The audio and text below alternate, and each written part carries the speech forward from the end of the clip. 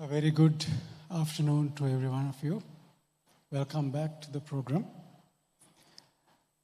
We are here for a little discussion as the program outlined.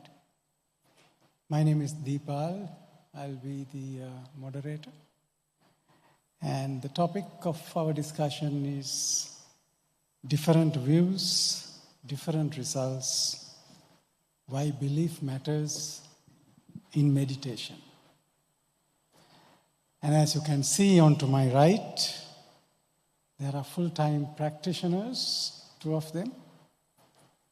On my left, there are full-time researchers, medical professionals, very eminent 2 professors.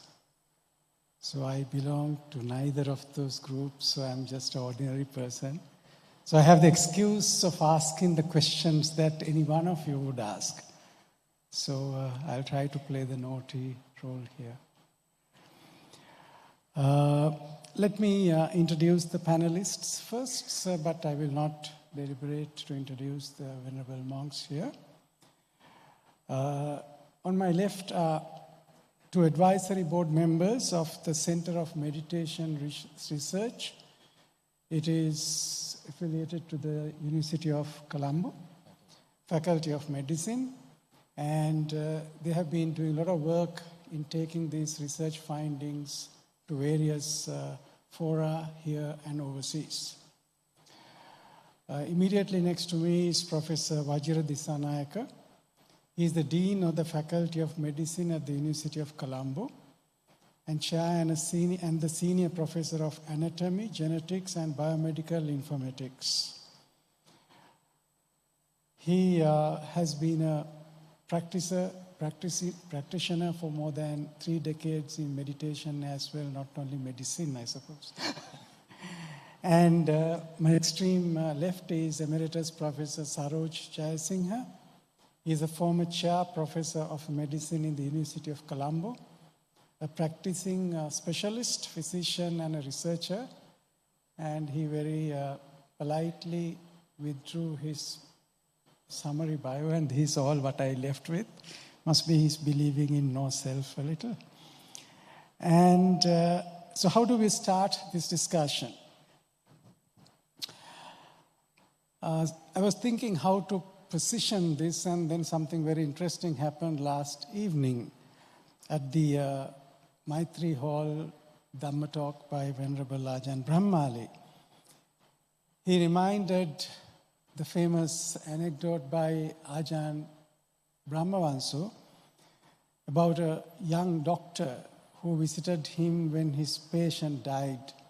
He was very upset. And Ajahn Brahm had said, your role is to care, but not to always cure.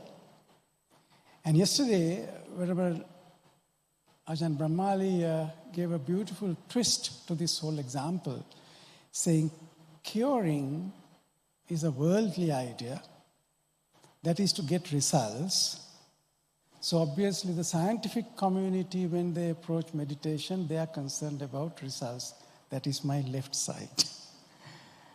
Then caring, on the other hand, is more universal and spiritual in approach. So which is obviously the view of the venerable monks on the other side will represent. So this is not caring versus curing, Bhante, but the 2 perspectives. And this can be the basis of our approach because they will share a lot of experiments and research what has happened.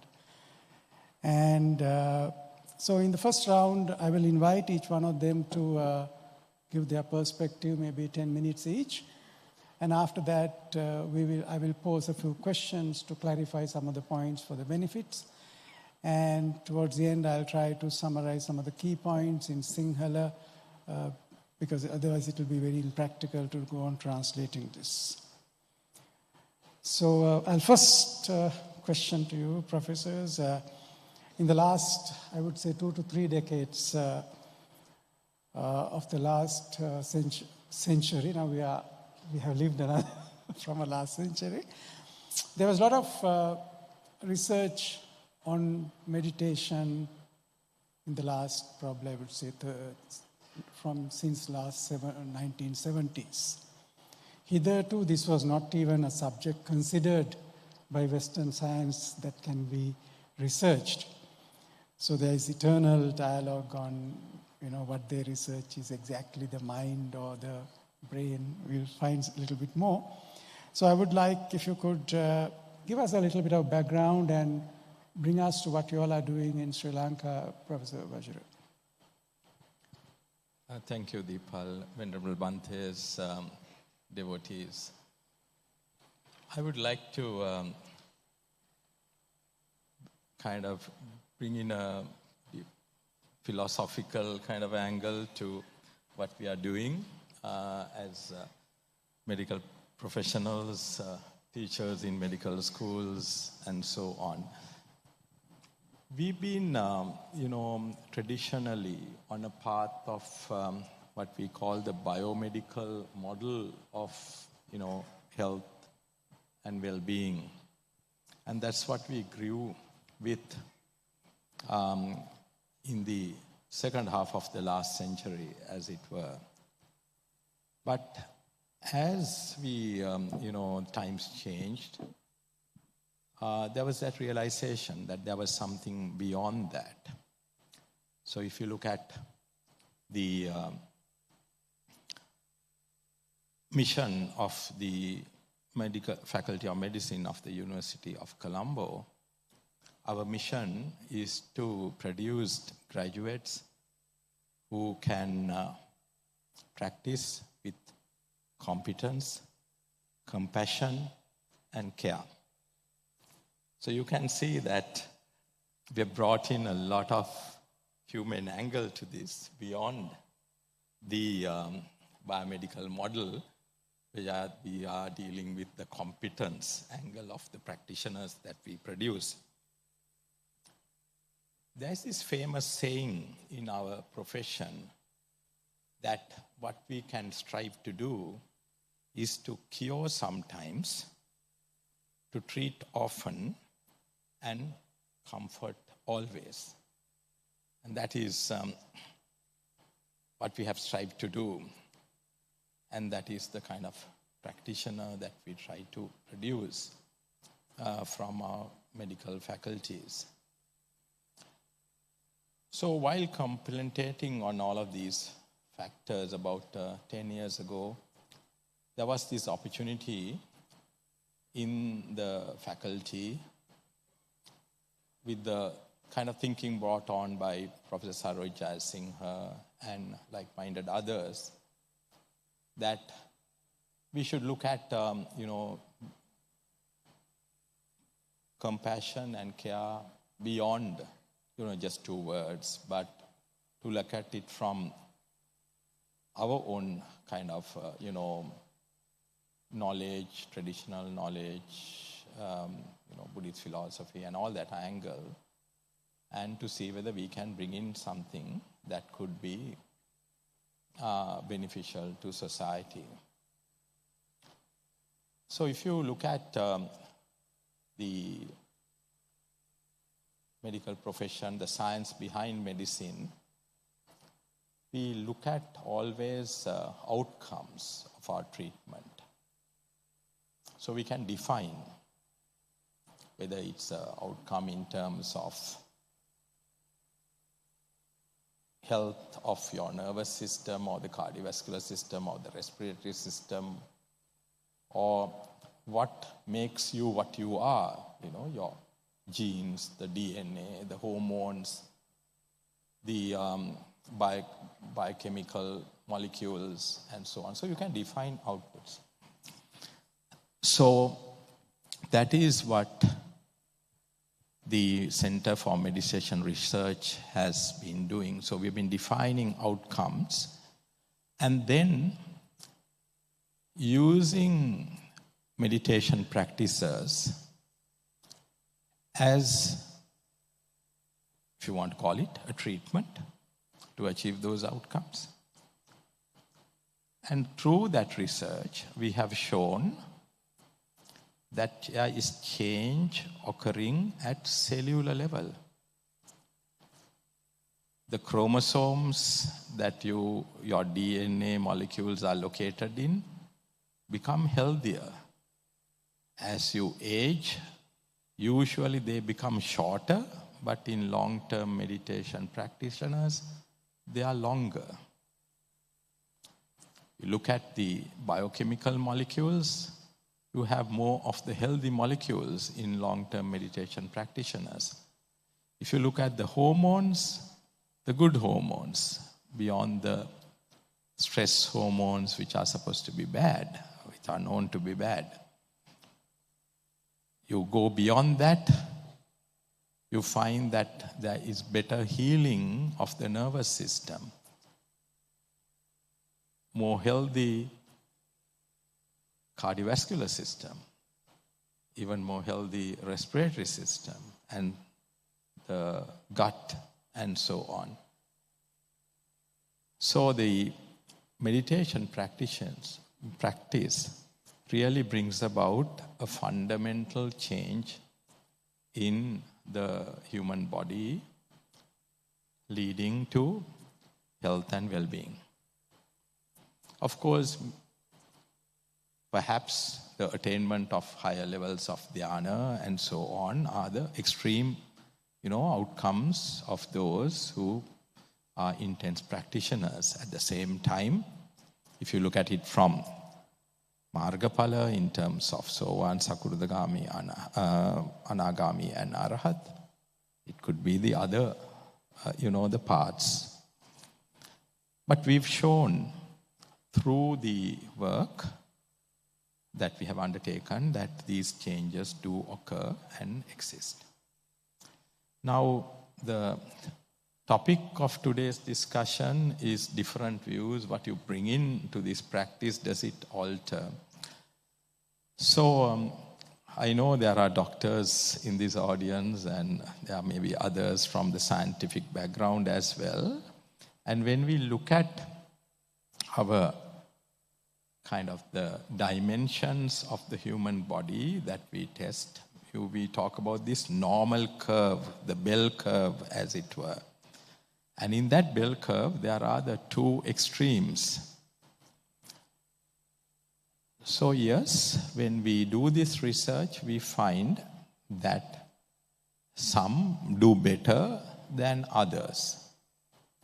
So there could be other, aspects that a practitioner brings in to his practice that makes you do better or worse. But what those aspects are require, further research. But we acknowledge the fact that there is diversity in the outcomes, in terms of medical outcomes, in the practitioners who are engaged in meditative practice. But in the long run, there is no doubt that it has immense benefit. So I'd like to, leave at that, Deepal, and hand over to you, and maybe pass on to Professor. Pass on to Professor Roche to take a little bit on a more wider context, how it has evolved. Thank you very much, Venerable monks, ladies and gentlemen. I am a researcher and I am coming from the world of research to try and see what sort of scientific explanations can be given to meditative practice. So it's a case of science chasing after what the Lord Buddha has preached several thousands of years ago. Because we find using the instruments we have that we can confirm certain changes in the body which happen with meditation. As Prof. Vajra mentioned, there are certain changes which happen, and these seem to be seen in certain instruments and so on which we use.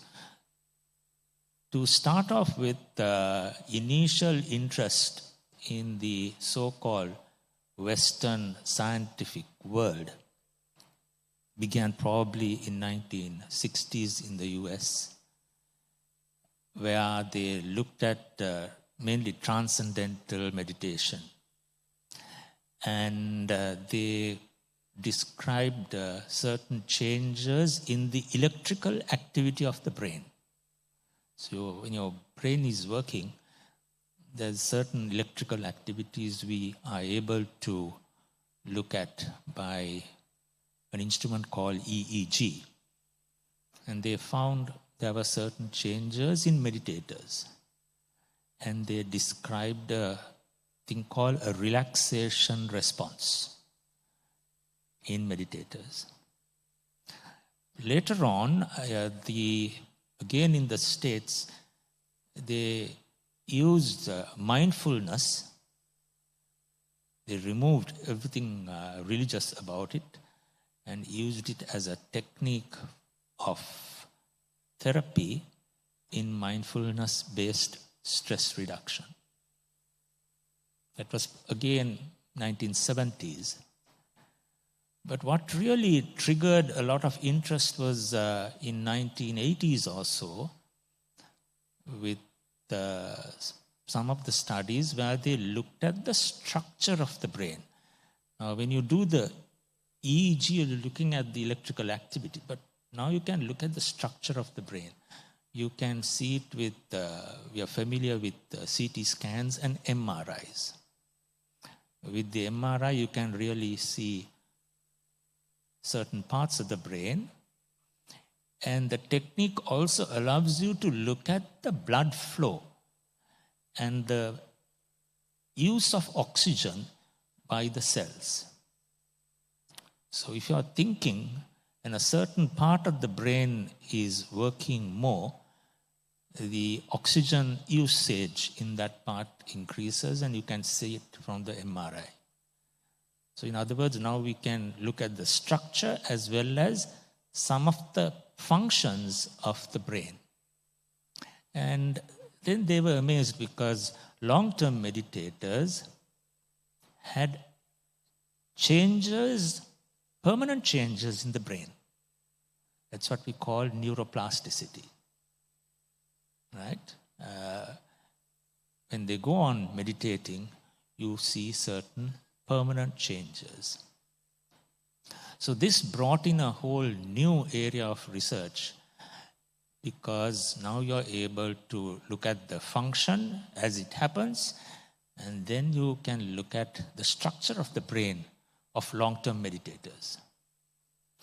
And this is what led to a whole area of research on the effects of meditation on the brain.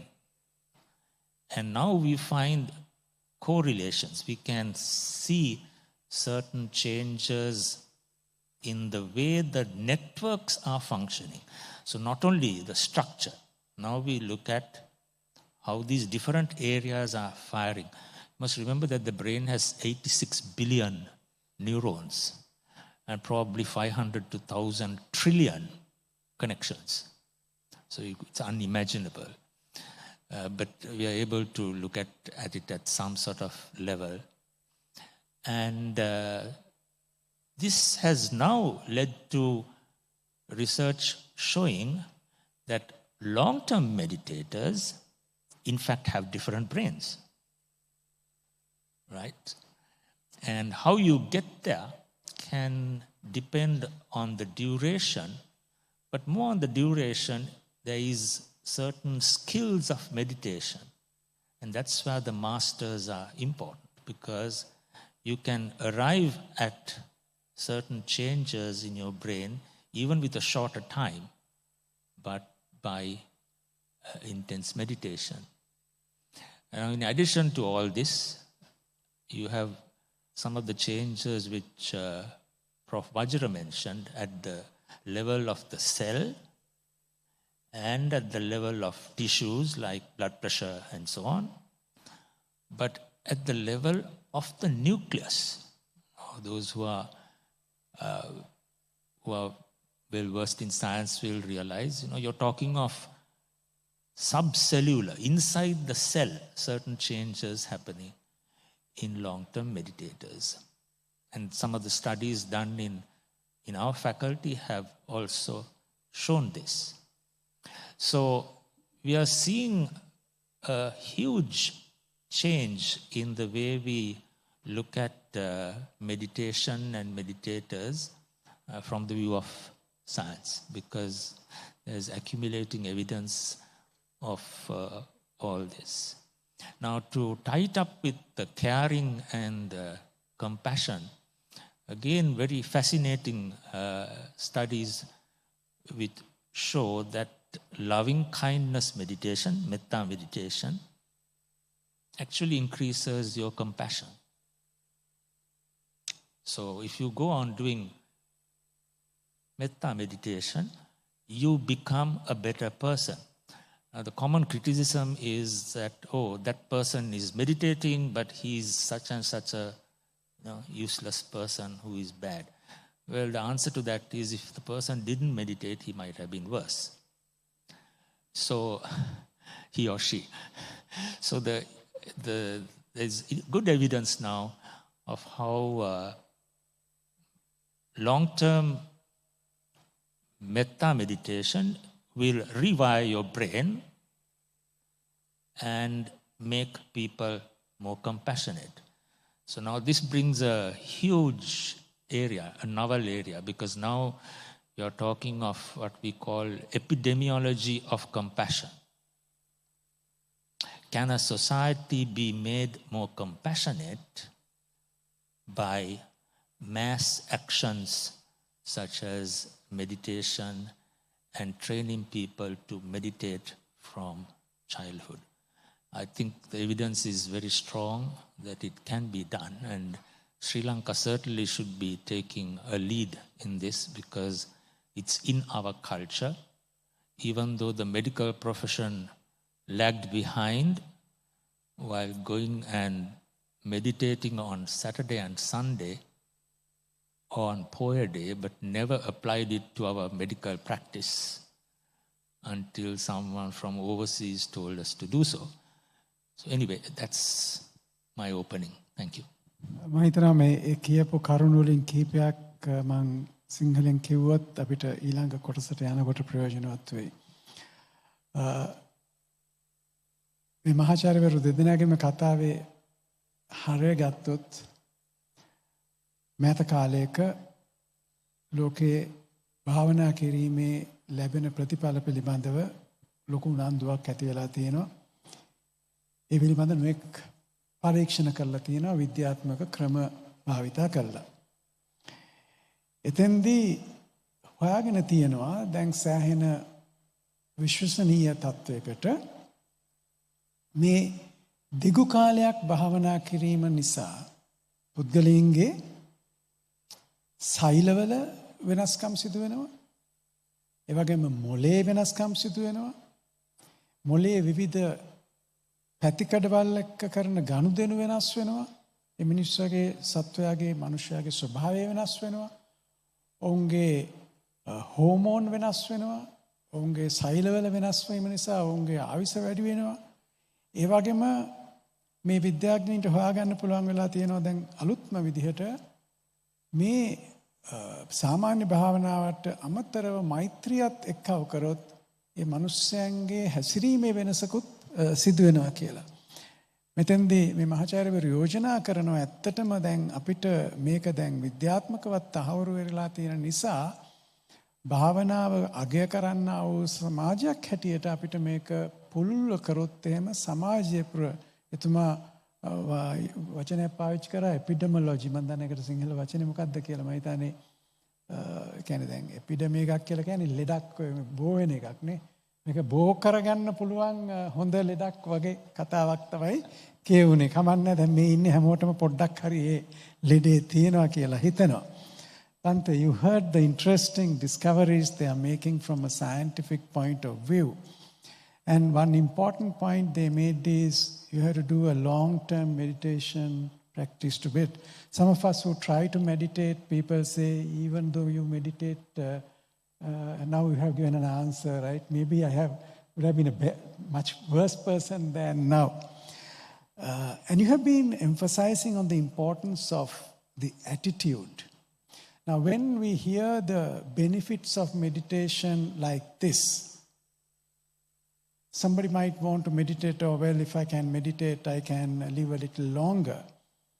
Now, on the other hand, Buddha also, for example, in Mettanisansa Sutta, talks about 11 benefits, out of that 10 in this life. So, shouldn't I start developing metta because my face will look better and I will be loved by more and all that? Is that a wrong attitude, or what is the attitude that you want to bring in?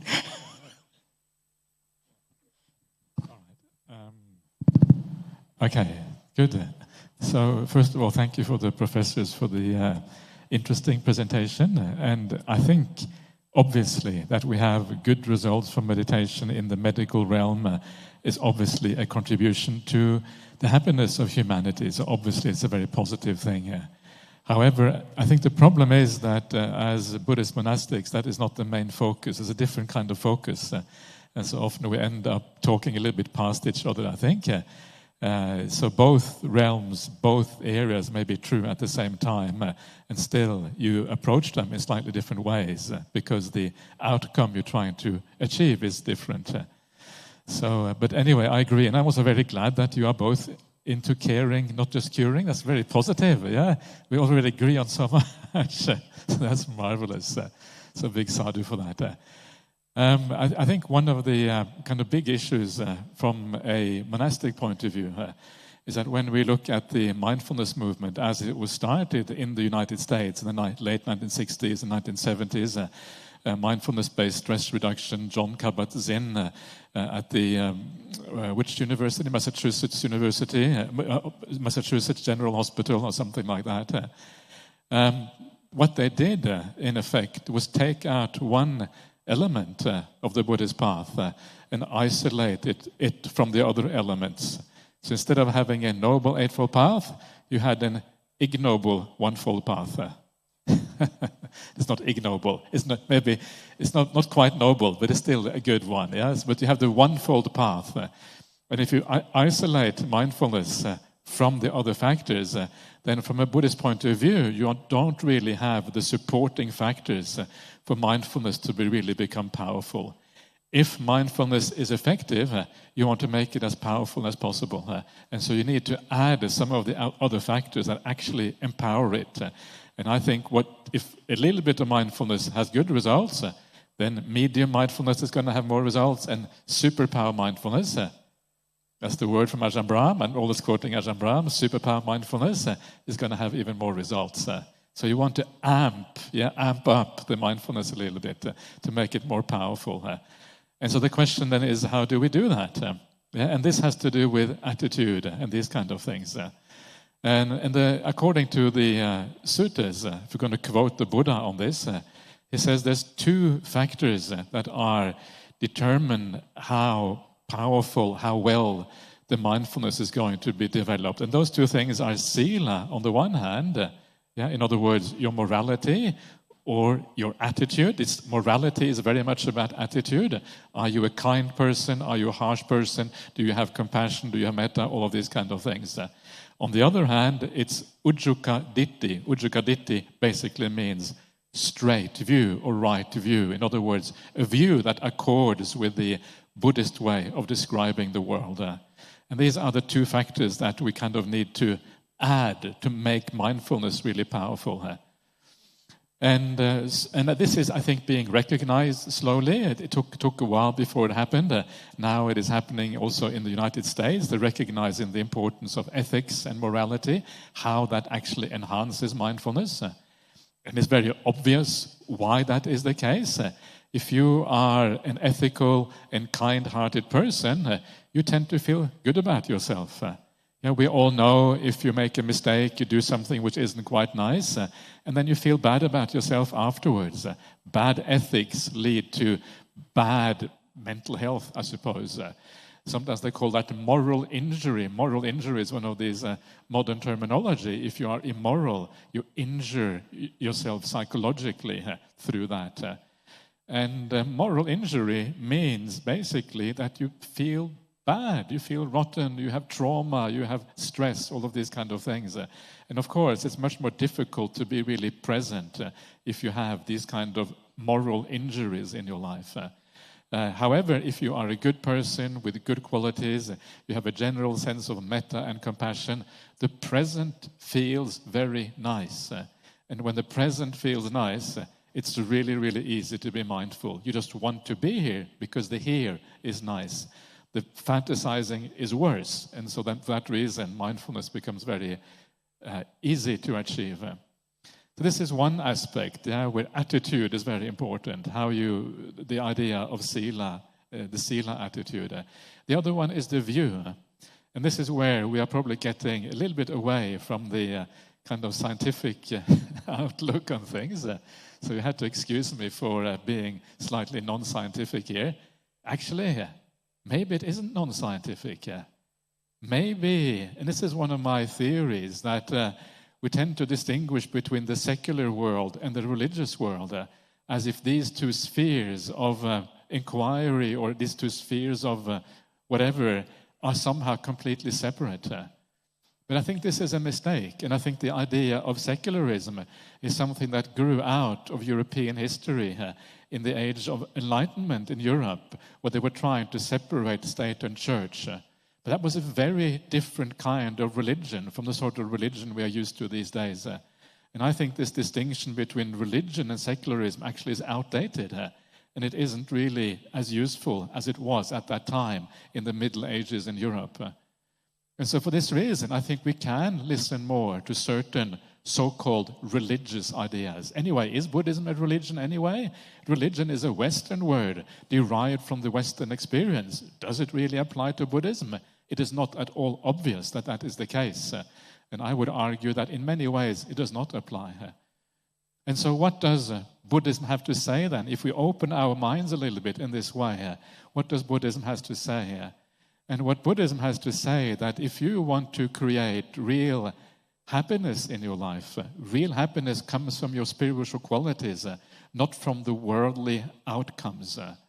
Whatever worldly outcome you may have in terms of your work, in terms of your schooling, in terms of many things, that worldly outcome will give a certain amount of satisfaction, but often it gives no satisfaction at all because you fail in that outcome. Very often it's not up to you, it's up to external circumstances whether you will succeed or not. And so from a right values point of view, it is far more important to emphasize the spiritual values because that is where you actually do create a fundamental happiness within yourself, an overcoming of mental suffering. The spiritual, so we need to invert the hierarchy of values. Instead of putting the worldly values on top, and the spiritual qualities are there to support the worldly outcomes. And this is basically what my esteemed professors on the left here are saying, and I don't have an issue with that really. I understand why they're coming from that point of view. You use meditation to support worldly outcomes. We would say it should be the other way around. You should actually have the spiritual values on top, and all the worldly things should go into those spiritual values, so that you live a life, your worldly life supports the spiritual qualities instead. So it's an inversion of the pyramid of what is valuable. And that is how you can create a proper, real foundation of happiness for human beings. Anyway, I've said too much already, so I'm going to stop there. Thank you. Before I move on to Venerable Damita, I'll just quick points in Sinhala. So it's important to build the story. අපේ මහාචාර්යවරුන්ගේ අදහසට වෙනස් විදිහකට තමයි ආජාන් බ්‍රහ්මාලි මේකට ප්‍රවේශ වෙන්නේ. උන්වහන්සේගේ එක වැදගත් අවධානයක් තමයි මේ භාවනාවට යොමු වෙනකොට තියෙන්න ඕන ආකල්පය කුමක්ද කියන එක. එතෙන්දි ප්‍රධාන කාරණා දෙකක් උන්වහන්සේ සඳහන් කරා. එකක් තමයි මේ ශීලය කියන එක. එතකොට සිල්වත් වීම තුළ තමන් තුළ ඇතිවෙන ඒ මානසික නිදහස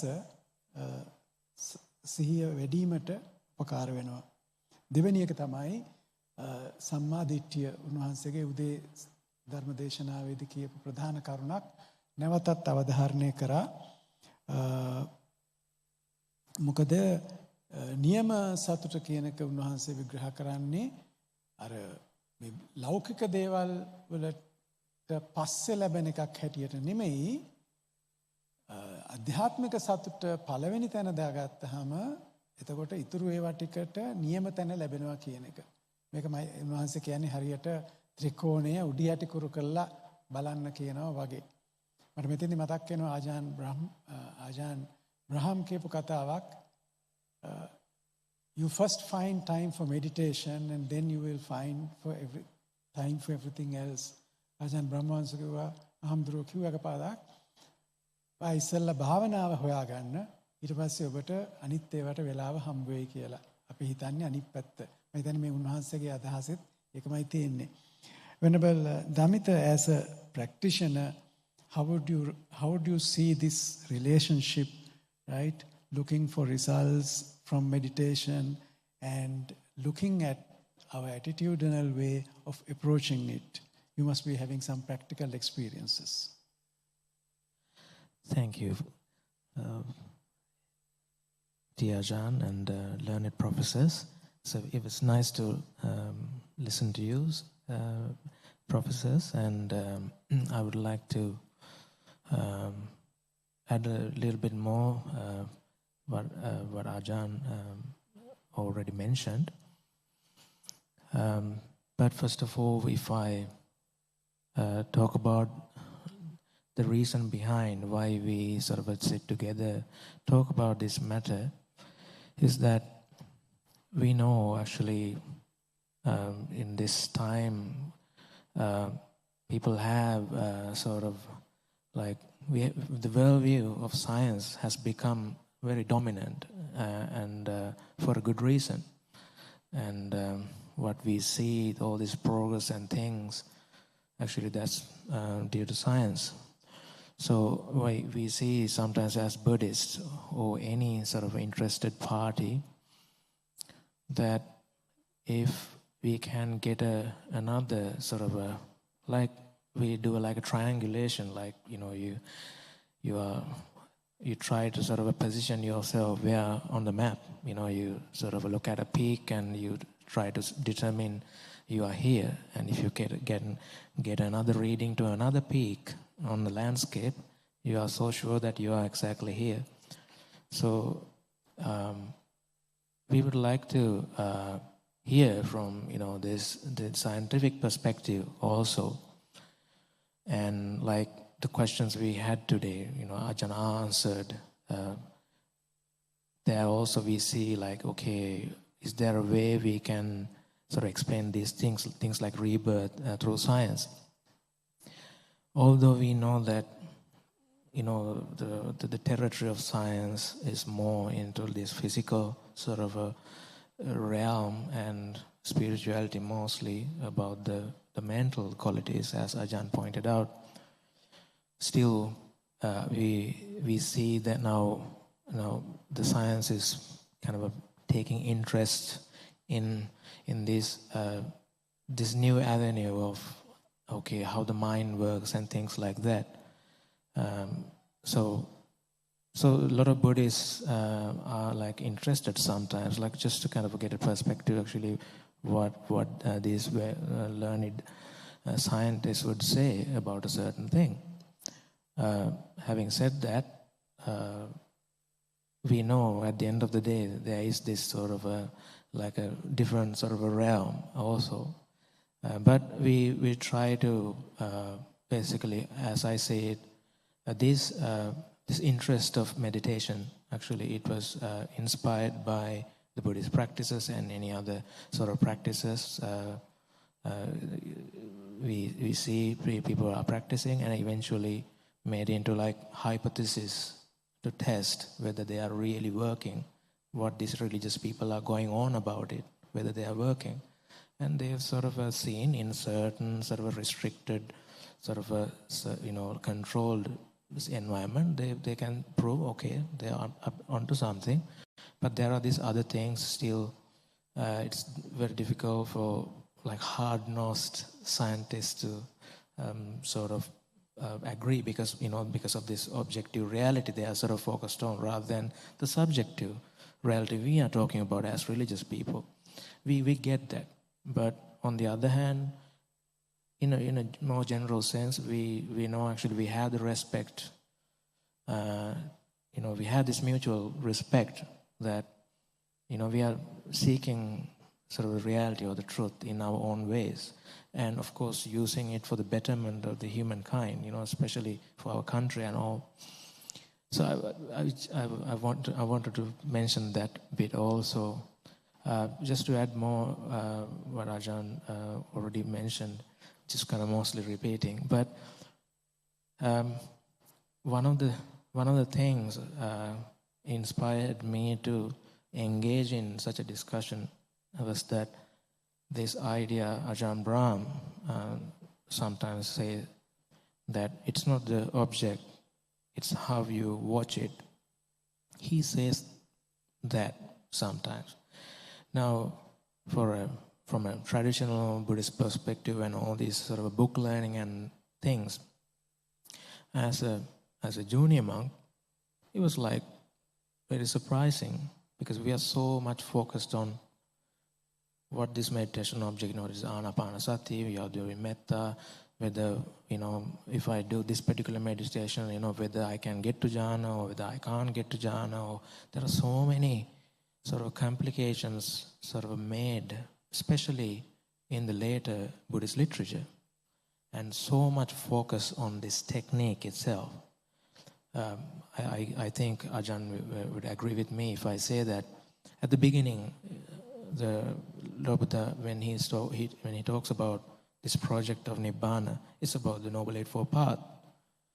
But down the line, we start to say, okay, there are these meditation techniques, more like a packaged, portable sort of a thing which you can sort of very easily convey to another person or to across a culture, across the country, like this sort of a thing.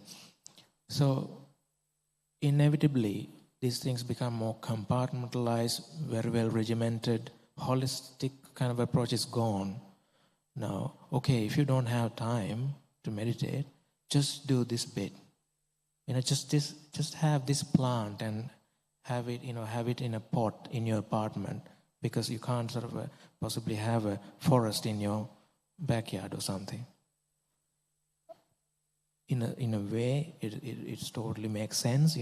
We try to sort of make use of these things, but inevitably the perception changes. Instead of Lord Buddha talked about a path, suddenly we talk about a technique,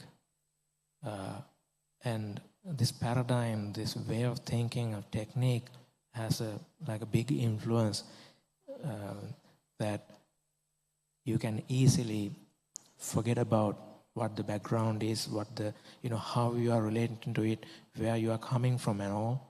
Just do your meditation, me and my meditation. That's all.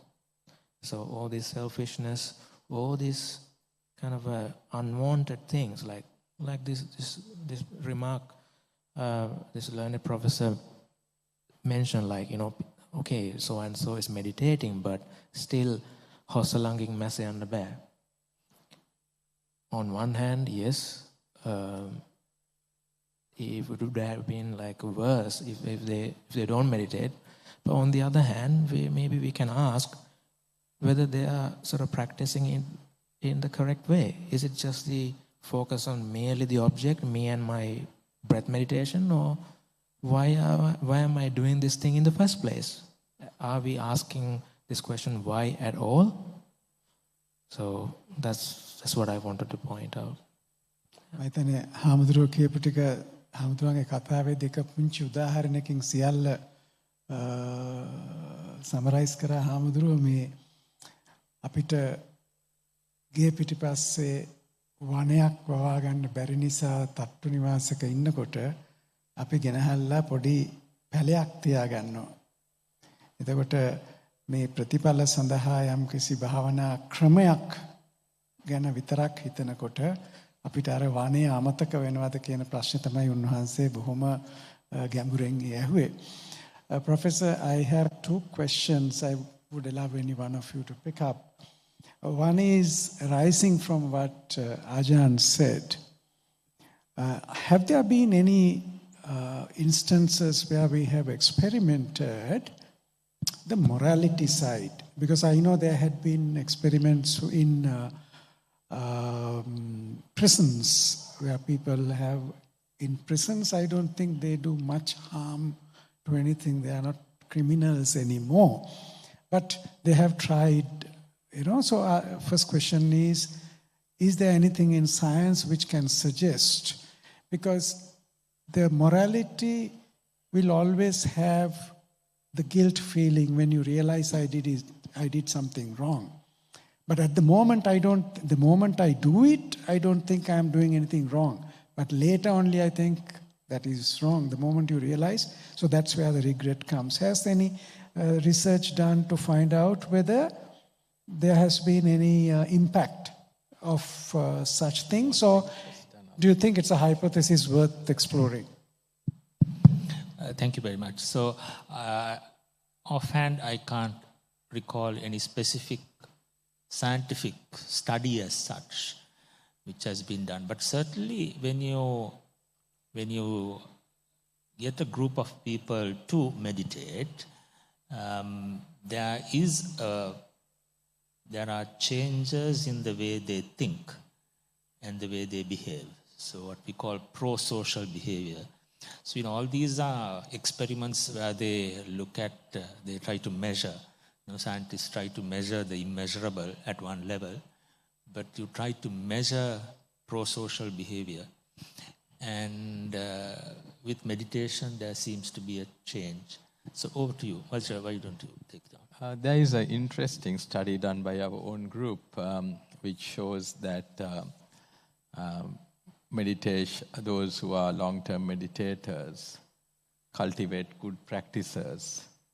And as a result of that, the carbon footprint, that is what we are measuring now to look at the environmental impact, the carbon footprint left behind by those who are engaged in a long-term meditation is smaller than the footprint of others, purely by the behavioral changes that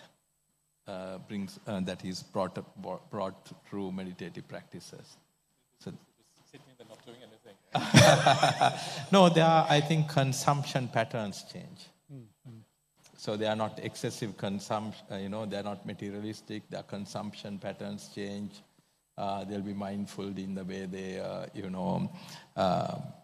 use their materialistic world, if you put it that way. And that brings about that change. So there is definite, that kind of worldly benefit that comes about. Yeah, I think it's a chicken and egg situation because in certain instances, we will be able to get people on the noble path, and then they will use meditation as part of their path towards Nibbana or towards the noble path. Whereas there will be others who will be using meditation as an instrument. And what we are, of course, we are finding is so far is that even when you use it as an instrument, it still has its beneficial effects. And hopefully, they will also come to that path. So I think it's a sort of a, it's a system sort of thing which is happening here. Just a segue question.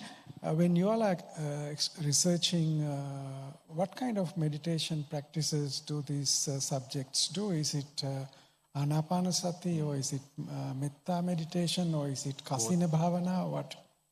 Mainly Anapanasati, also combination of Metta as well. But I want to come back to an interesting point that came up in the presentations that the Bhantes made. That is, so if we were to reflect on the research that we have done, and the last century, the interpretation of the Buddhist scriptures centered quite a bit around the materialistic, the laukika. But there are newer interpretations of the scriptures coming up, which is more focusing on the lokottara side. So our research is pretty much the materialistic benefits of meditation, because if you look at researching the human body is made up of the Satara Mahabhuta. So our devices can only test whatever is made of Satara Mahabhuta. But the Lokottara side is abhutika. It's not made of the Satara Mahabhuta, the Manomaya Kaya and the Chitta the Kaya and so on. And we don't have devices to test those. We don't have a test in whatever form to test those. So that is an interesting challenge that we have. So some of the collaborators that we have, for example, at at Harvard University, who have access to all these devices, they can show that when meditators attain different levels of jhana, different parts of the mind gets activated. But how they get activated, you don't have the answer, because you cannot measure that. So that is where the Manomaya Kaya, Chitta the Kaya, the consciousness, and whatever the names that we use come into play. And that is, I think, the biggest challenge that we are facing in terms of our research. So, and there are very simple things where we really need to get some, we find it difficult to get consensus. Like, for example, now, what is it? Now we talked about what do you bring into meditation, right? And then in our scriptures, we have the famous kind of stanza which goes as, Aranyagato va, Rukkamulagato va, Sunyagaragato va, and all that. But what I have recently found is there is a Laukika interpretation of that and a Lokottara interpretation of that, and the Lokottara interpretation is completely different. So I was, we were waiting outside, I was telling Deepal and others, now I am a professor of anatomy, genetics, and biomedical informatics, and in, anatomy, as an anatomy professor, I see dead bodies every day, we cut dead bodies every day and look at them. So if Asubha Bhavana was what it was really, perhaps by now I should have attended something. So probably not, because, we have requests from people who say, can we come and spend time looking at dead bodies? And I tell them, look, that's what we all, do every day almost. Not as the dean now, but in a previous role, I used to do that quite a bit. So therefore we need to really, reflect on what the, original Magadhi scriptures really meant, and we need to have an open conversation about it, and that is so very important.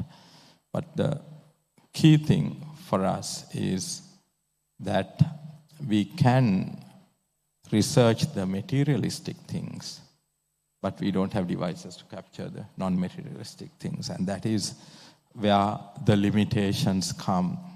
And that is where the difference, the dichotomy between knowledge and experience come.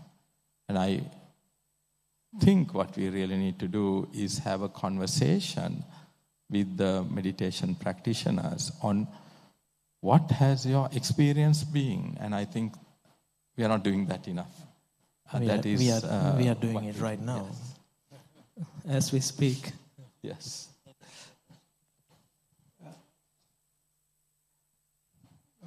I think it's time to. Yeah. Would you like to say anything, Bhante? Concluding remarks. I have my own microphone. Yeah, I think if you really look at, we haven't explored the topic. We only highlighted there's an area to be discussed. I was listening to a recent dialogue on consciousness. One American professor said, look here, you guys are, that's how Americans talk, you guys are trying to measure these things with 100 years of knowledge. Whereas 5,000 years ago in Asia, they have examined these different levels of mind and so fine, we are nowhere there. So, but we shouldn't get atimana, to get conceited about, oh, we are so superior, as you said. But I think this shows that there are certain scientific evidence that is so compelling, which gives us even more encouragement to practice.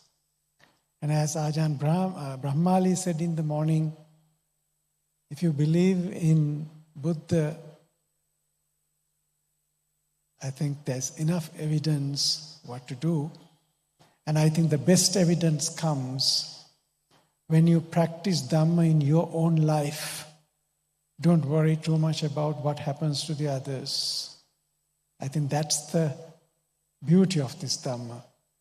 Right? All of us have tried something, and this discussion, if at all, is an encouragement and to highlight the importance of having this conversation between practicing monastics and the scientific community.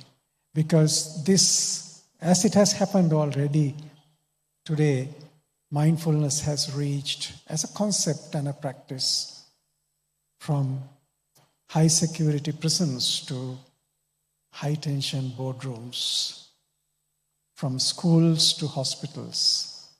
So it tells that there is an interest. So that's a positive thing.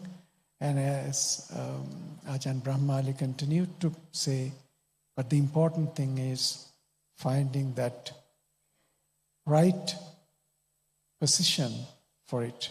And I hope this discussion gave you a glimpse of what is possible. We are so grateful for Ajahn Bramali for spending time, and Venerable Mudita, and of course to the two learned professors. We just touched a little bit of what you could share with us. Thank you so much, professors. Thank you so much. And we have time for a little break because you need some free time before we meet at 2 o'clock for a Dhamma talk by Ajahn Bramali. And we don't have any time for any more Q&A. Yeah. So we will have a Dhamma talk at 2 o'clock, and it will be translated by Venerable Dhamita at 3 o'clock. And 3:30 will be a guided meditation on metta, and we have end with blessings and punya-anumodana, where we will remember Venerable Metta Vihari as well. Thank you. Thank you. Thank you, Professor.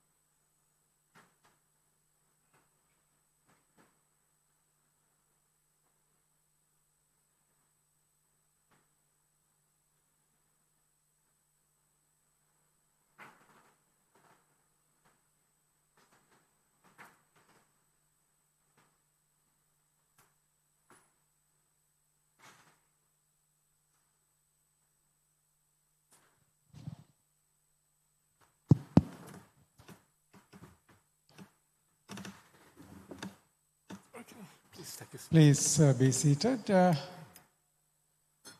As I mentioned, this also will be translated afterwards by Venerable Damita. Avasara Bhante.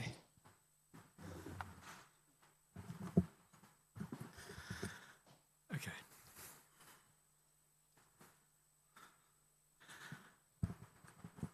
Okay, everyone. So I'm not sure how much juice I have got left, to be honest. The juice is only so much, so we'll see what happens. But we're going to carry on from what we were talking about this morning and the idea of right view, and we're going to take it a little bit further than what we did this morning. This morning was mostly about how to live a more skillful life in terms of morality and metta and karuna and all of these positive qualities. But I want to move this also into the area of meditation and maybe even the results of meditation as well, because this obviously is a very important part of the Buddhist path.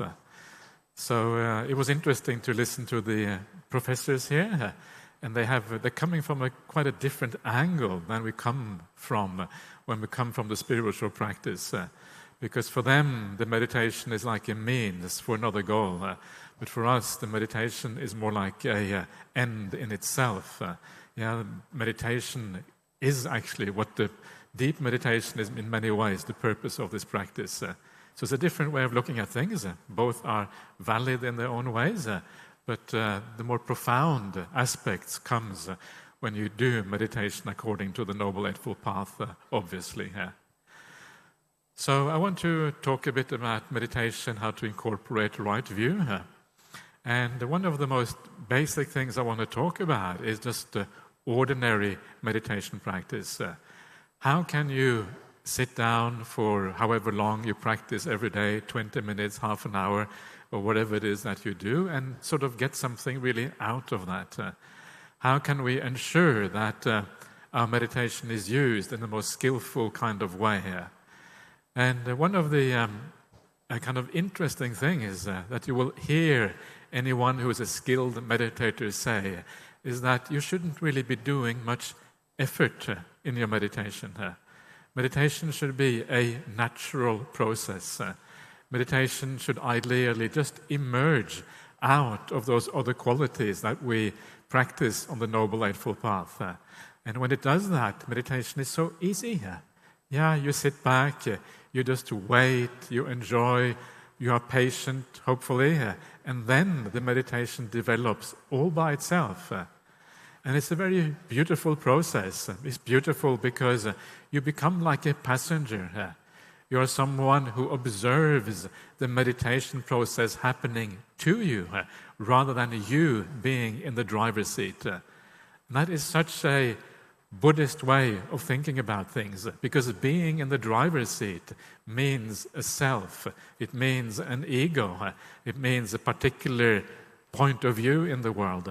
But being a passenger takes away that self, it takes away the ego, it removes that one thing which is such a big obstruction on the Buddhist path. So how can we do that in practice? And one way that I recommend people to do the meditation is to avoid this idea of focusing on the meditation object. Very often, if you ask a meditation teacher, they will say, focus on the breath, focus on the metta idea of metta, may all beings be happy, etc. And by focusing on that, you kind of narrow down your focus and you become stilled or concentrated because of that. In our monastery in Perth, the word concentration is prohibited. So if you ever come and visit Perth, don't use the word concentration. You might be asked to go back to Sri Lanka again. And the reason is because the word concentration in English usually means that you use the mind and you force the mind onto what you're doing. There's a degree of willpower there, a degree of effort coming from the sense of self. And that is not how the Buddha teaches meditation in the suttas. Isn't that interesting? The Buddha doesn't say, focus on the breath. What the Buddha says instead, he says, and this is straight from the Anapanasati Sutta, the sutta on mindfulness of breathing, what the Buddha says, establish mindfulness. Yeah, parimukkang satting upatapetva, having established mindfulness, parimukkang, we had a question about that before, what that means, just in the present or in the front or something like that.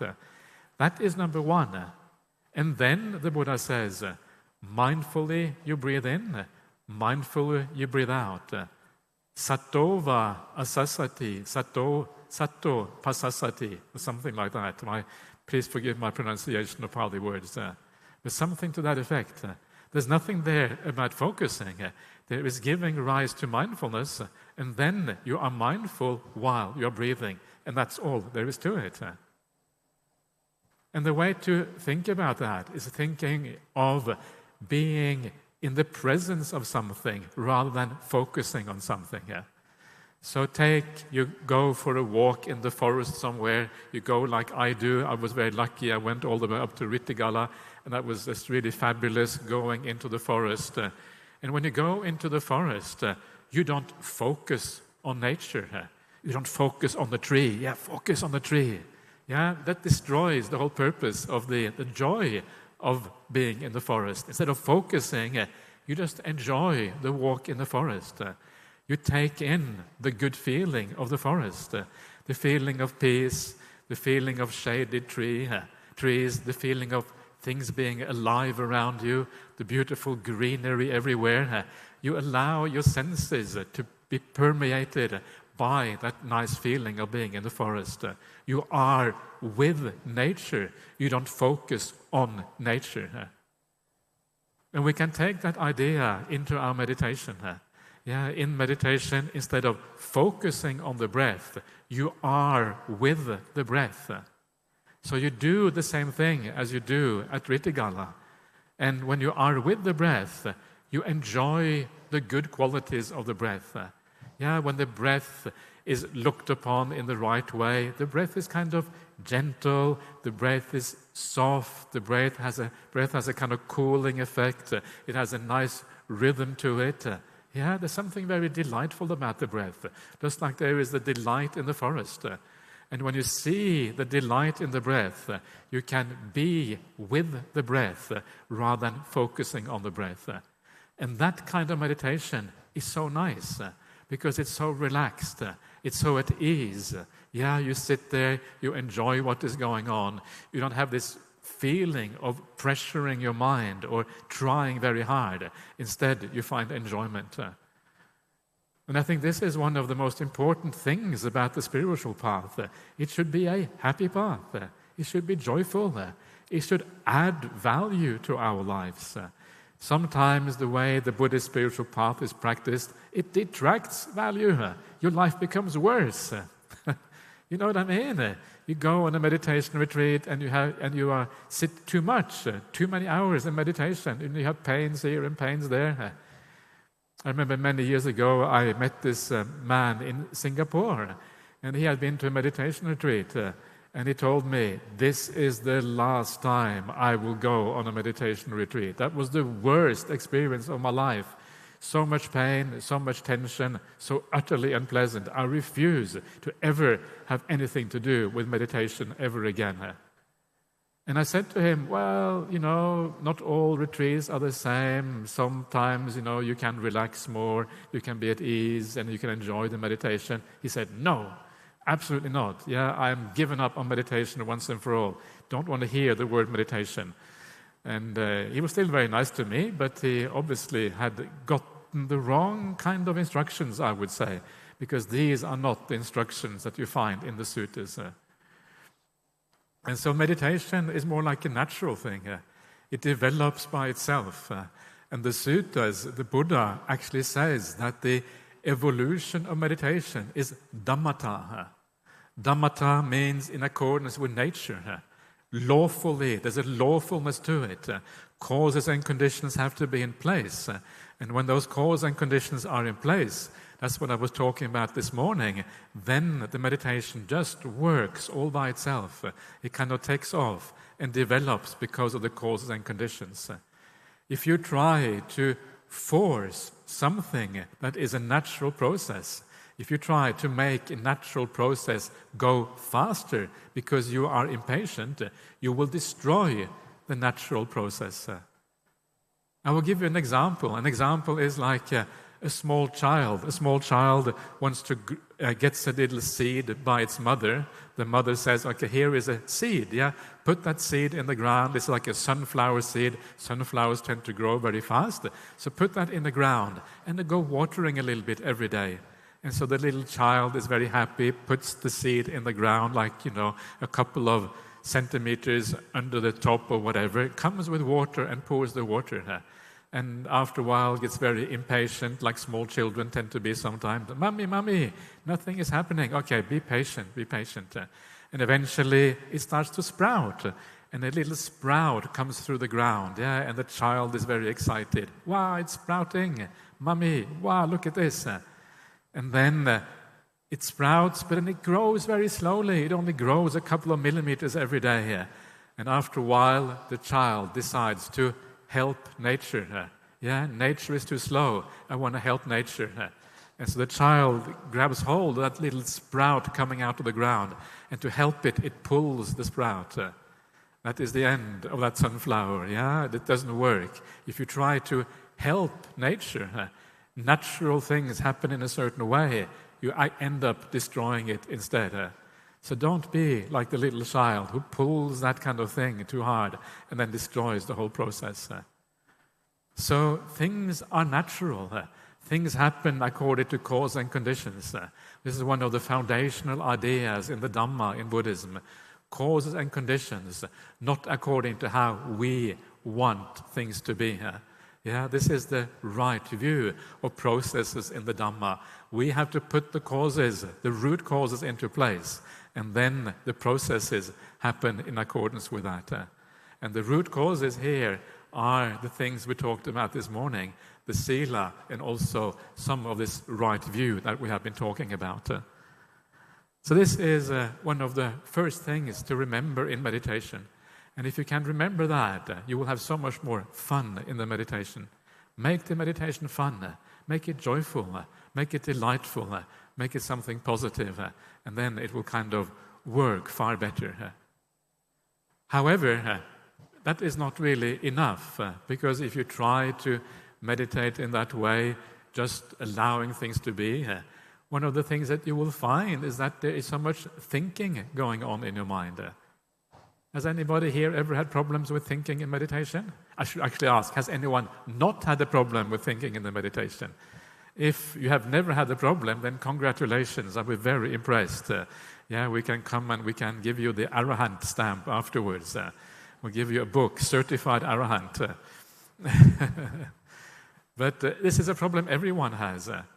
And this has to do, large part, because our views about the world are wrong. We were discussing a little bit before about the kind of value hierarchy, and your value hierarchy is wrong. The reason why these professors will never be successful in creating a high degree of mindfulness in their patients is because they are using mindfulness to affect worldly things. Mindfulness is a subsidiary thing. Mindfulness is secondary. It is used to produce results in the world. And that means that the worldly things are more important and mindfulness is less important. The values of the world are on top. The values of mindfulness and the spiritual path are below. It's the wrong kind of hierarchy from a Buddhist point of view. Because if that is the hierarchy, it means that whenever an interesting thought appears in your mind, that is going to be your priority, because that is the world making itself enter the meditation. And because the world is more important, because the world is on top of the hierarchy, you will go with that thought, and that thought will never really leave your mind. Why? Because it is more important than the meditation. And this is kind of... this is where that mindfulness that is done in a secular context is going to be very limited and only not go all that far. So what can we do? How can we reverse the value hierarchy? How can we put the mindfulness on top and all the worldly things beneath? How can we change this around? And the way to change that around is to basically remember what really matters in the world. What are the things that truly are going to give good results? How is your future created? Everything in life is pretty much about the future. So much in life is about craving and desires, trying to get a better tomorrow than what we have today or yesterday. When you sit down and you start thinking, a lot of those thoughts are about creating the future, solving problems, trying to get from here to somewhere else. All of that is creating the future in a certain way. However, what you find instead of creating the future, what you find is that there's always more problems. Another problem behind the present one. You solve this problem, there's another one to be resolved. You have this plan, and then that plan doesn't work out, there's another plan tomorrow. Everything is just more and more of the same, and there's no aim, there's no solution, there's no final way out with that sort of thinking. So the way to create the future, rather than just going around and round in circles, not getting anywhere, resolving problems endlessly, is to understand that the real way to create the future is the spiritual path. This is the idea of kamma or karma. This is the idea that when you practice in the right way, you are creating happiness for yourself and others. That is what the spiritual path is about. So creating the future is done by practicing the spiritual path, not by thinking about the future and how to resolve all the problems. And once you get that, once you get this idea that sitting peacefully, being quiet, having a degree of compassion and metta, that is how you create the future. That is how you create more happiness for yourself. Then all that thinking about the problems, suddenly it starts to seem irrelevant, and we can leave it by the wayside. And the reason is very simply because you have right view about how to create that future that you really want for yourself. It's an inversion of values. You start to see what really matters. The matters is the spiritual path, and not all of those worldly problems and issues that you have to deal with. They are always secondary. So you have to be very clear in your life about what gives rise to real happiness and what actually solves things, what has a real goal, what has a real outcome, what takes you somewhere. That is always the spiritual path. The spiritual path has a real purpose. The purpose is more and more happiness, the reduction in suffering, and ultimately the highest happiness of all, which of course is nibbana. That is the purpose. Whereas worldly life just goes round and round in circles. It never gets you anywhere. You are in the middle of solving a problem, and then you die. And then when you get reborn, you start solving problems again. The reason we are still here is because we solved too many problems in our past lives. Problems that just perpetuated themselves and give rise to new problems ad infinitum, forever, without any end in sight. So please stop that. The reason why you're suffering now is because you solved too many problems in the past. If you want to suffer in your future life, be my guest. Solve more problems. Don't do that. It's not the way forward. Instead, understand there is another way out, the way of meditation, the way of the Noble Eightfold Path. Inverse the values, put the spiritual practice at the top, everything else goes underneath. So this is the right way of doing it, right way of thinking. I want to add a small point to this. Apparently, I'm being told that there are teenagers here in Sri Lanka who are really stressed about life and about their exams and all these kind of things. And I thought I would take the opportunity just to address that a little bit as well, because it is hard to be a young person. I remember myself when I was a young person. When you are young, you still don't feel that you are really in control of your life. You feel that there are other forces around you that are so powerful. And it feels kind of difficult to navigate the world. I remember very well what it was like. And then on top of that, you have all of these pressures on you to succeed in the exams. And maybe your parents tell you, work harder. Yeah, we want to see only A's. These kind of things, or whatever it might be. I don't know exactly what it is like in Sri Lanka, but if it is like it is elsewhere, that's probably the way it is. So usually that's the way the world works.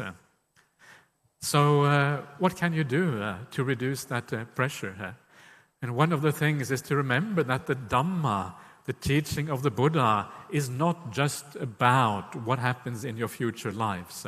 It is not just about ending rebirth. The Dhamma is also about the life right here and now. If you live well, you increase your enjoyment of existence right here in this life. This is a very important part of this. And as you think about things in the right way, as you focus on the spiritual qualities instead of the worldly qualities, it allows you a different way of dealing with the world that actually reduces suffering right in this very life. The Buddha touches on this in the suttas directly. He talks, in part, he calls it the Dittava Dhamma kamma, the kamma that ripens in this very life because you live well. And so try to think of the Dhamma in that way. Think of the idea of living with kindness and compassion and generosity and all of these things as a way of actually reducing the stress in this life, thinking about things in a new way, adding value from a different place. I was telling people yesterday about a nice way of reducing stress, which I tend to sometimes use. And that is when you have like a deadline. We all have deadlines in our life. One of those classical deadlines is the exams coming up.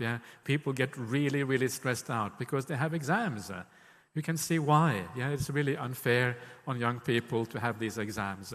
But we all have these kinds of deadlines. We have to write a report. We have a building project we have to finish. Or whatever it is, there are kind of deadlines. And all of these deadlines stresses us out. Why is that? And one of the reasons is because when you look at that exam that you're going to have very soon, all you can see is the exam. The exam fills up your entire horizon. The exam fills up your mental space. The exam is the do-all and be-all and end-all of your life at that particular point. We forget that there is life afterwards. We forget the future beyond the exam, and that is the problem. All we see is the exam. That becomes the focus of our entire existence. And so what we need to do, we need to broaden out our perspective. We need to remember that there is life after the exam. And if you do really well on your exams, okay, your parents are going to praise you. Your parents are going to say, okay, well done, you did really well, okay, good. But that's about it, Is there any more happiness than that? Is that such a big deal? If you do really well on your exam, then you have to do another exam afterwards, which is even more stressful maybe, The better you do, then you have to do your master degree, and then you have to do your PhD maybe afterwards, carrying on like this. Then you get this really high-profile job because you're doing so well, and you're getting really stressed out in your work. So maybe you are successful in one way with your exam, but it doesn't necessarily mean that your life is going to be great afterwards. And what if you do really badly in your exam? Then you can have like a calm government job. A less stressed job working for the government. Okay, your salary is not going to be as high, but you can still enough to get by, enough to live on, right? And you have a calm life where you practice meditation and spiritual values instead. And if you get really, really bad result on the exam, you can always become a monk, And the monk's life is the best of all lives. Seriously. So really, the one who fails the exam, they ultimately get the best results, Because they become a monk or a nun, they get the best deal of everyone else. I'm not suggesting you should fail your exams. I'm just saying that the larger picture is very different from what we think it is. Remember that there is life after the exam. Your life is not determined by what happens in the exam. There are all kinds of things you can do afterwards. Yeah, life is determined by far different factors. You look around the world, I don't think that the wealthiest and the most powerful people are the happiest people in the world. I think the happiest people in the world are often the humble ones, with humble jobs. They're often monastics who live far away in the forest, in Lagala. You know Lagala? Yeah? All the monastics living in Lagala, in the forest jungle right here in Sri Lanka, or whatever. They are often the happiest people. And so we misunderstand what real success is. Real success is something else. There's no point in succeeding externally in terms of your status, in terms of your work, in terms of your grades or whatever, if you fail internally and you have a miserable life. That is pointless. Far more important to succeed internally, and then externally it doesn't matter so much. That is what matters. So remember that. Remember the big picture. And when you remember the big picture, you can de-stress a lot from those exams. And the really weird thing is that if you can de-stress, not taking those exams quite so seriously, usually the result on the exam is better because you are cool about it. Your mind is more clear. You have more mindfulness. You have more focus. More mindfulness means you remember the material you're supposed to remember far better because you are at ease while you're taking those exams. So think a little bit like that, yeah? And apart from that, you have my sympathy because not that that helps you very much, but anyway, you have it anyway, regardless, because I know what it is like to be under such pressure. So we kind of alter our view a little bit. Again, we prioritize the spiritual qualities, the spiritual outlook, and as we do that, it changes how we do things. There's another way to help us reverse the spiritual hierarchy, reverse the value hierarchy, and that is to remember the limitations in the sensual world. The ordinary world of the five senses, all the things that most people enjoy doing. Remember the limitations on that. When you remember those limitations, the spiritual life becomes far more interesting as a consequence. So what are some of those limitations? Well, let me tell you a few similes from the suttas, the way the Buddha explains this. And so one of the kind of great similes of the Buddha is the simile of the dream. When we pursue things in the ordinary world, when we pursue material comforts, we pursue positions in society, status or whatever it is, it's like a dream. In the dream, it sounds great. I remember when I was a young man, I was always thinking about the kind of job I was going to have, maybe the kind of wife I was going to have, the kind of house. Everything was really perfect in my mind. And this is how I ended up, You can see what a waste of time that was, those dreaming. The reality was so different. But for everyone, it is a bit like that. We have these dreams about what life is going to be like. The reality is always so different. Reality never measures up to the dreams. It is never as good as we think it's going to be. When you are young, you think that when you come to a certain age, you will feel at ease in life. You will kind of master life in a certain way. But after a while, you realize you're never going to master life. Life is always going to master you. Life is more powerful. Life is nature. Life always kind of has the final say. And so we have to do things in a different way. So the dream is the problem. The dream makes us pursue things that ultimately are empty and not very fulfilling. So try to see through that dream. Try to understand the underlying reality. Learn from your experiences. We are really bad at learning from experiences. We think the next time it's going to be okay. You went through one marriage. It was terrible. You then try a second one. That's also terrible. Do you stop getting married? No. Then you go for the third one. This is kind of what it is like. But often the problem is not the person. The problem is just that the nature of relationships is very difficult. It's really hard. That is the real problem very often. So learn rather than trying endlessly, making the same mistake again and again and again. The reason why you're still here is because you made that mistake in the past endlessly. So that is why I'm here as well, by the way. So just we are all in the same kind of, we have the same problem together. So the simile of the dream is a beautiful way of trying to get out of that delusion of the worldly phenomena really being useful for us. Another of my favorite similes is the simile of the borrowed goods that I talk about quite often, actually. And that is to remember that the famous Buddha saying that everything that is dear and pleasing to us must become otherwise, must become separated from us. It's a very harsh kind of reality.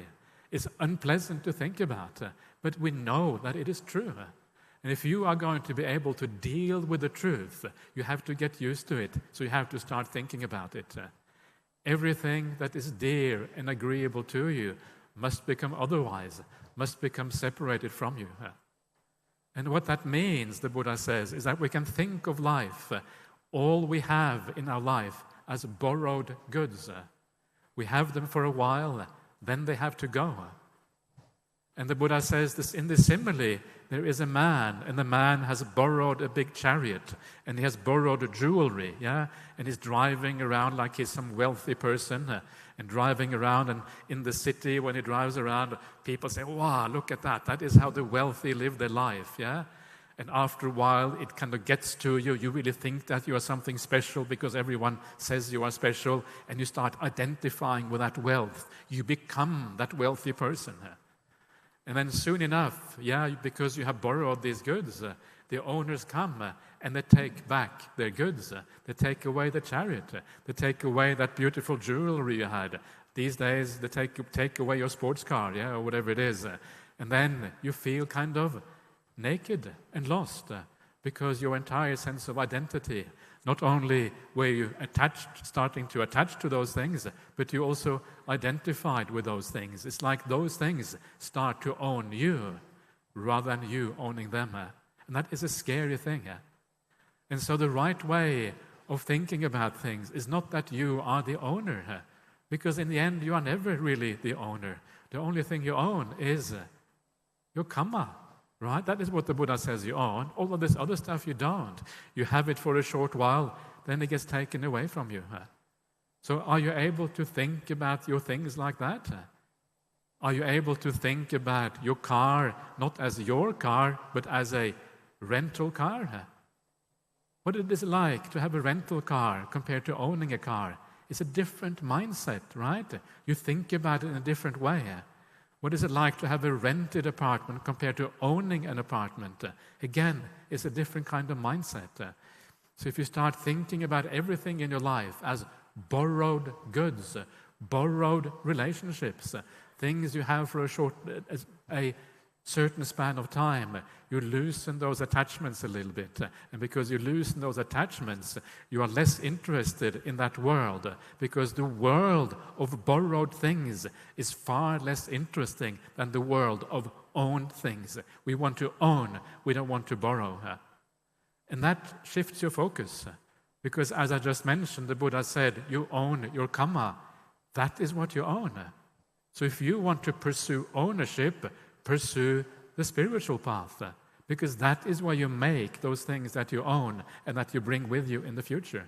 So if you want to be a real owner, if you want to have your own apartment in quotation marks, if you want to have your own car in quotation marks, then it is the spiritual path that you should practice. That is what you own. That is what you take with you throughout this life and into future lives as well. It goes with you for a long, long time. Ultimately, you don't even own your karma, because your karma ultimately even wears out. But it's much more of an ownership than all the worldly things. And by thinking like that, you shift your focus away from the world, away from the borrowed things, towards the spiritual path, towards the things that you truly own. And this is the beautiful thing that happens in this particular way of thinking about things. The final kind of simile which talks about the sensual world compared to the spiritual path is another nice simile that the Buddha uses in the suttas is the simile of the dog and the bone. And it is the simile of the dog that goes to a butcher shop. And dog is kind of sitting outside the butcher shop, waiting for the butcher to throw it some meat or something, or throw him whatever. But the butcher never throws any meat to a dog. Yeah, the meat is way too valuable to the butcher for it to throw it to the dog. That is not the way the butchers work.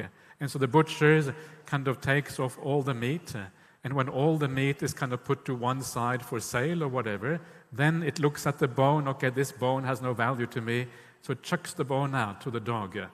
But the bone doesn't have any meat on it. All the bone has is a bit of blood, the blood smeared on that bone. And then the dog gets this bone, it chews the bone, it gets the taste of the blood, and then it gets even more hungry. Yeah, it was hungry enough before, now it gets the taste. But there's no sustenance there. There's no real meal in that blood. All there is the taste of meat. And so the dog is even more hungry, but then doesn't get any real sustenance, so it runs off to the next butcher shop. The next butcher, just as stingy as the previous butcher. Yeah, this simile is based on the idea that all butchers are really stingy. Yeah, that's kind of how this. If you think the butcher is generous, the simile doesn't work. So this is a stingy butcher simile here. So next butcher does exactly the same.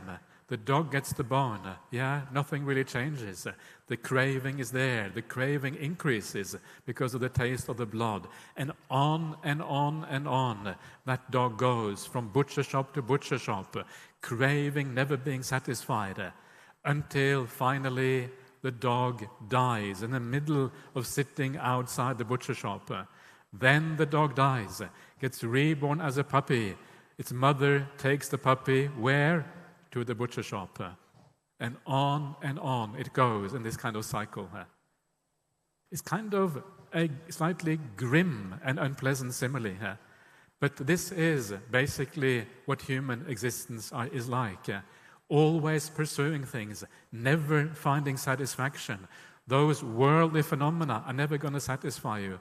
And the reason why they're not going to satisfy you is that you are not solving the root problem. The root problem is a sense of emptiness inside, feeling incomplete.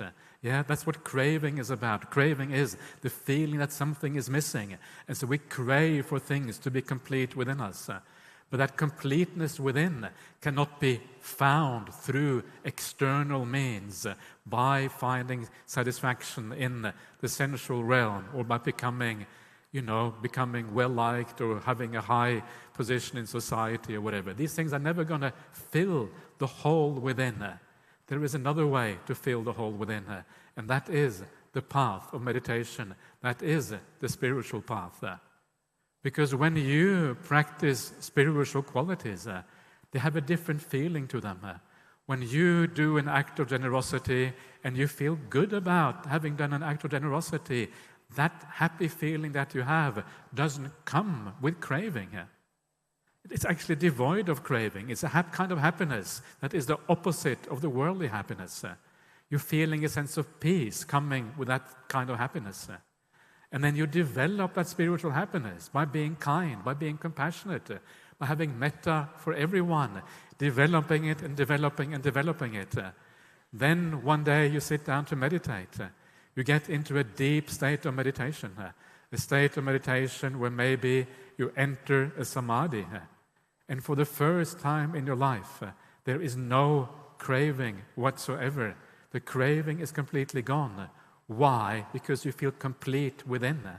You have so much joy, so much happiness, so much meaning, so much tranquility within that you feel complete for the first time. There's no sense of any further need. There's no sense of emptiness.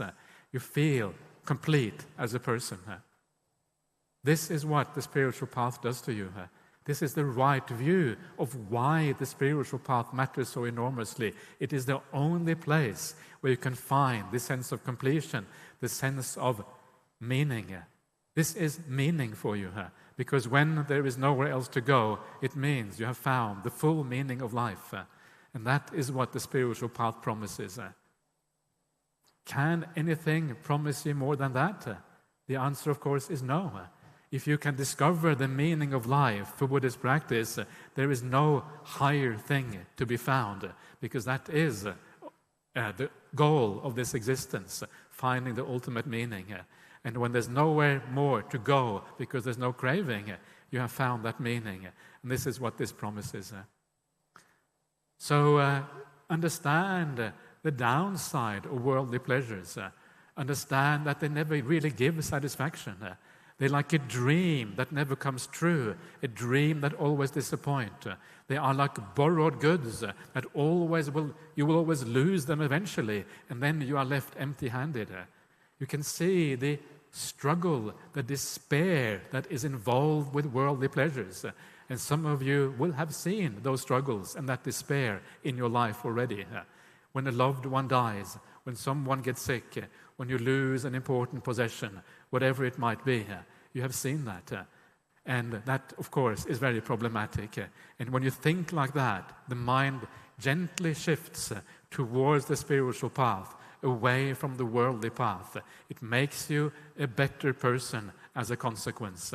And this is how you develop the mind in this particular way. So, another reason why the spiritual path is so important is because the spiritual path promises you an enormous amount of happiness. I think one of the dangers in Buddhism is that we talk too much about dukkha. Yeah, sometimes when you travel around the world, you say you are a Buddhist, they say, oh, you're that pessimistic person, yeah, always talking about dukkha, dukkha, dukkha, dukkha. But actually, when you read the word of the Buddha, you realize that so much of his Dhamma is not about dukkha, but about sukha. And the reason why there is this problem is because understanding dukkha, suffering, is actually very profound. This is the viewpoint from the Buddha. When the Buddha says everything is dukkha, it comes from a very high level. And most people, we cannot really appreciate that and understanding from that point of view. So we have to understand it more from an ordinary point of view.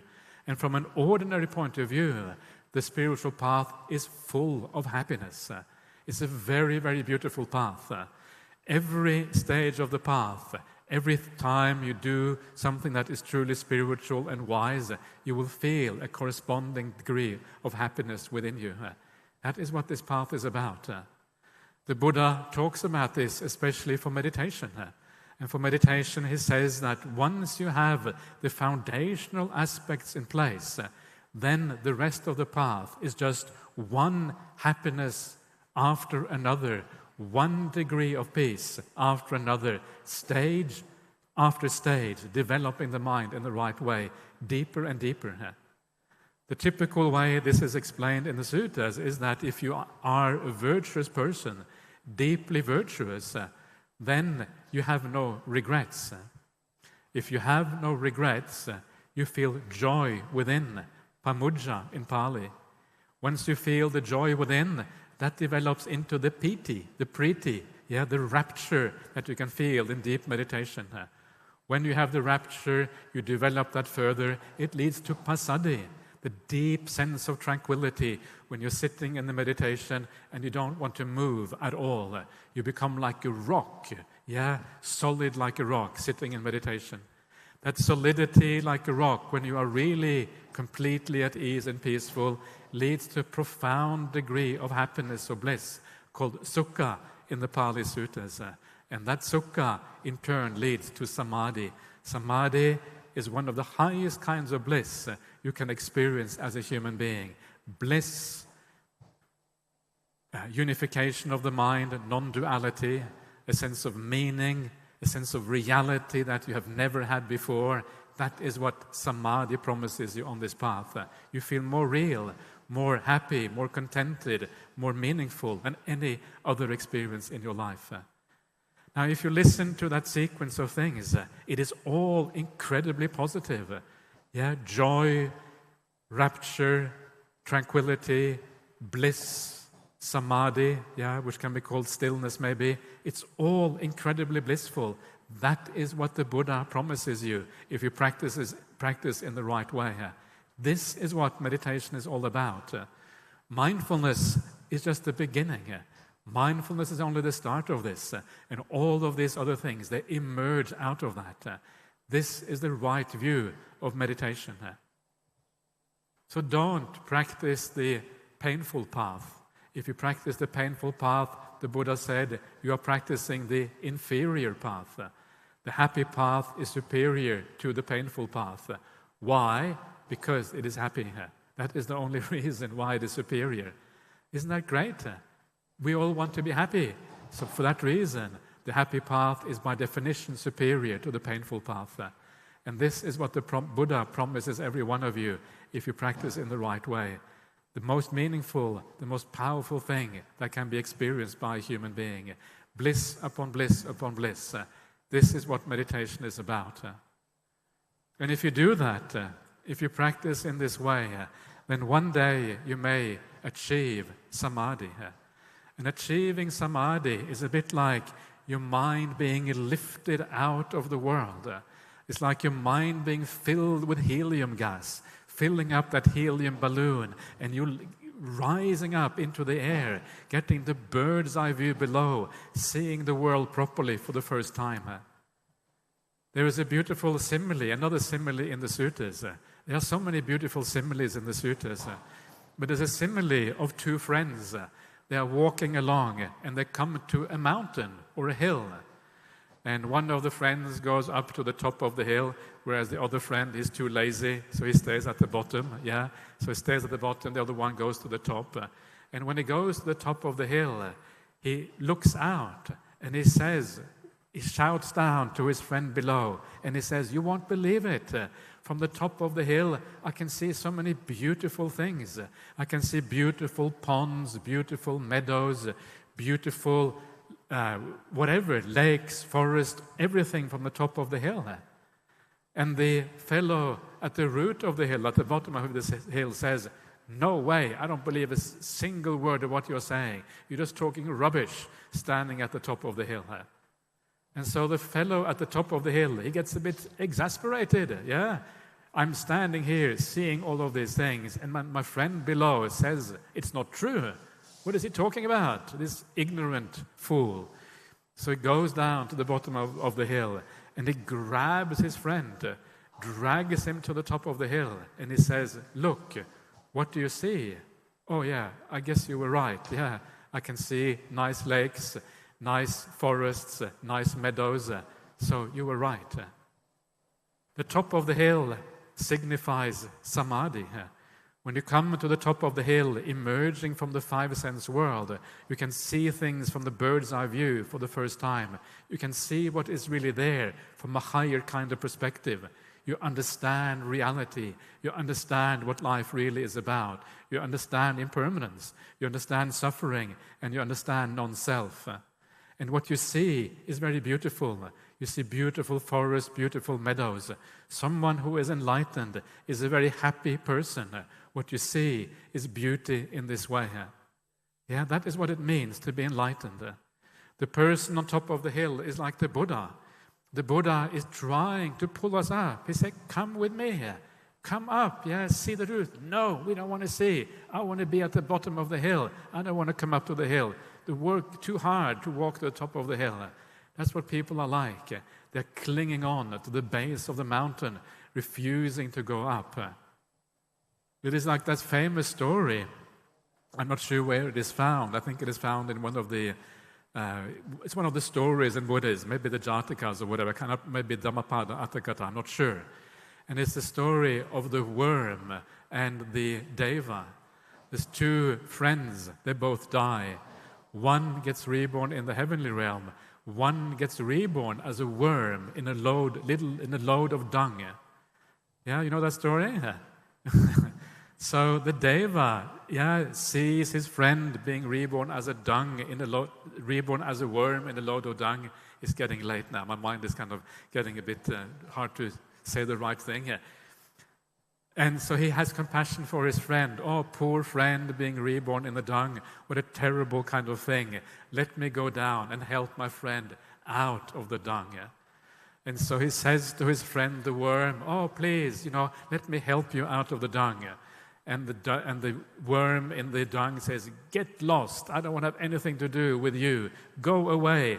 My dung is so nice. The dung is nice and warm, and I can eat it. Yeah, there's so much to eat. It's such a large part of dung. Wow, this is my home. I want to stay here forever. Get lost, Deva. I don't want to have anything to do with Devaloka. Is there any dung in Devaloka? No? Okay, then in that case, forget about it. No way I'm going to go to Devaloka." And so the worm holds on to the dung, and the Deva tries desperately to free him, to make him see that actually there is something far better in the world. But the worm refuses. The worm is very slippery because the dung is slippery. And every time the Deva is able to grab hold of him, the worm kind of slithers away and back into the dung again. And eventually the Deva has to give up. The worm has to stay in the dung and has to live out its karma, because that is what happens to worms that are stupid, and it stays on in that dung. And of course, the simile is that most of us, we are little worms in our pile of dung. We're clinging on to the dung, the dung of life. Oh, it is so beautiful. We have all of these nice, wonderful things, and this dung, no, hold on to the dung. Even though the Buddha says it is possible to climb the hill, climb to the top of the mountain, and get this beautiful view, the beautiful reality, make an end of all problems. Even though that is possible, we hold on and we grasp on to the inferior world, a world that ultimately leads to so much suffering and so many problems. So my message to you is to come out of the dung. Are you ready to come out of the dung? First of all, you have to recognize the dung. You have to see the problem. You have to contemplate that the way that the Buddha talks about the world, understand that it is inherently flawed, that the world, there's always conflict. In the world, there's always problems. In the world, there's no stability. Every time you grieve and you get sad because there's another war started, another conflict is brewing somewhere, it is because of the dung of the world. That is the nature of the world. Understand its nature. Don't grieve over it. Understand that that is the way it has to be because of human defilements, because of human shortcomings. And then gradually you can emerge from that world because you see the world in the right way. You have a right view about the nature of the world and right view about the nature of the spiritual path. And then you emerge and you have an opportunity to see the world from a different vantage point, from the vantage point of the top of the hill, where you fully, for the first time, understand the nature of existence and also the nature of the escape from that existence. So that is what I wish for every one of you. And I wish it for myself as well, actually, because it's a positive thing to wish for oneself.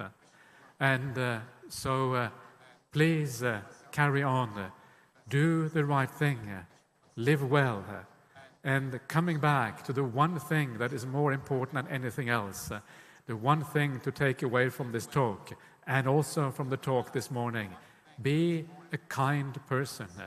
Be kind in body, be kind in speech, be kind in thought, be kind in your meditation, be generous, be forgiving, do all the kind things.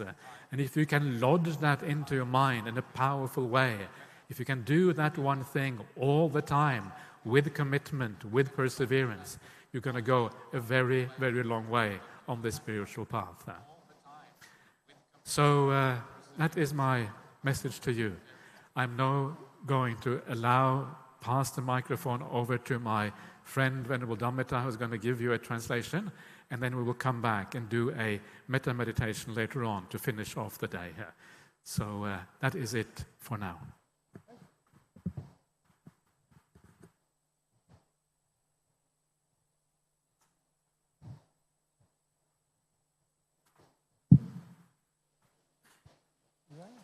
So we'll ask him to wait.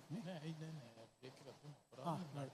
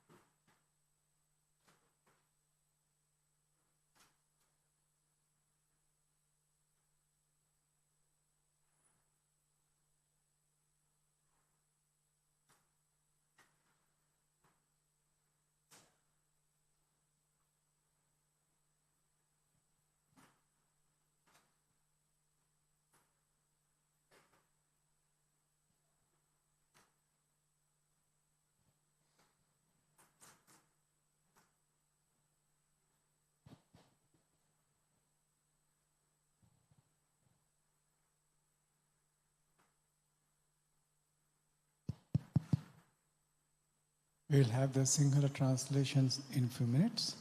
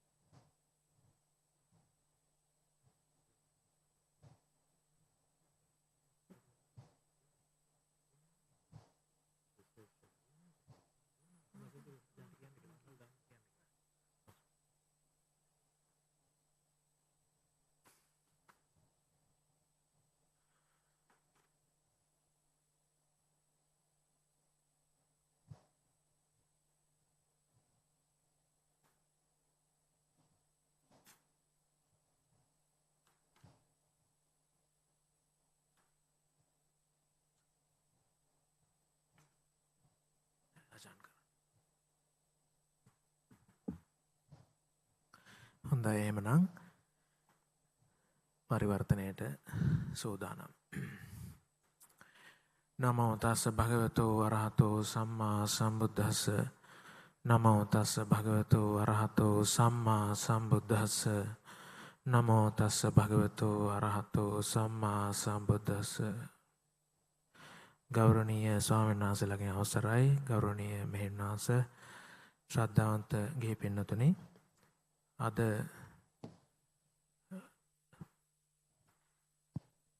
පොහේ වැඩසටහනේ බණ්ඩාරනායක සම්මන්ත්‍රණ ශාලාවේ පූජ්‍ය අජාන් බ්‍රහ්මාලි ස්වාමීන් වහන්සේ විසින් මෙහෙවන ලද පොහේ වැඩසටහනේ සවස් භාගයේ ස්වාමීන් වහන්සේ විසින් කරන ලද ඒ දේශනාවේ සිංහල පරිවර්තනයටයි දැන් සූදානම් වෙන්නේ.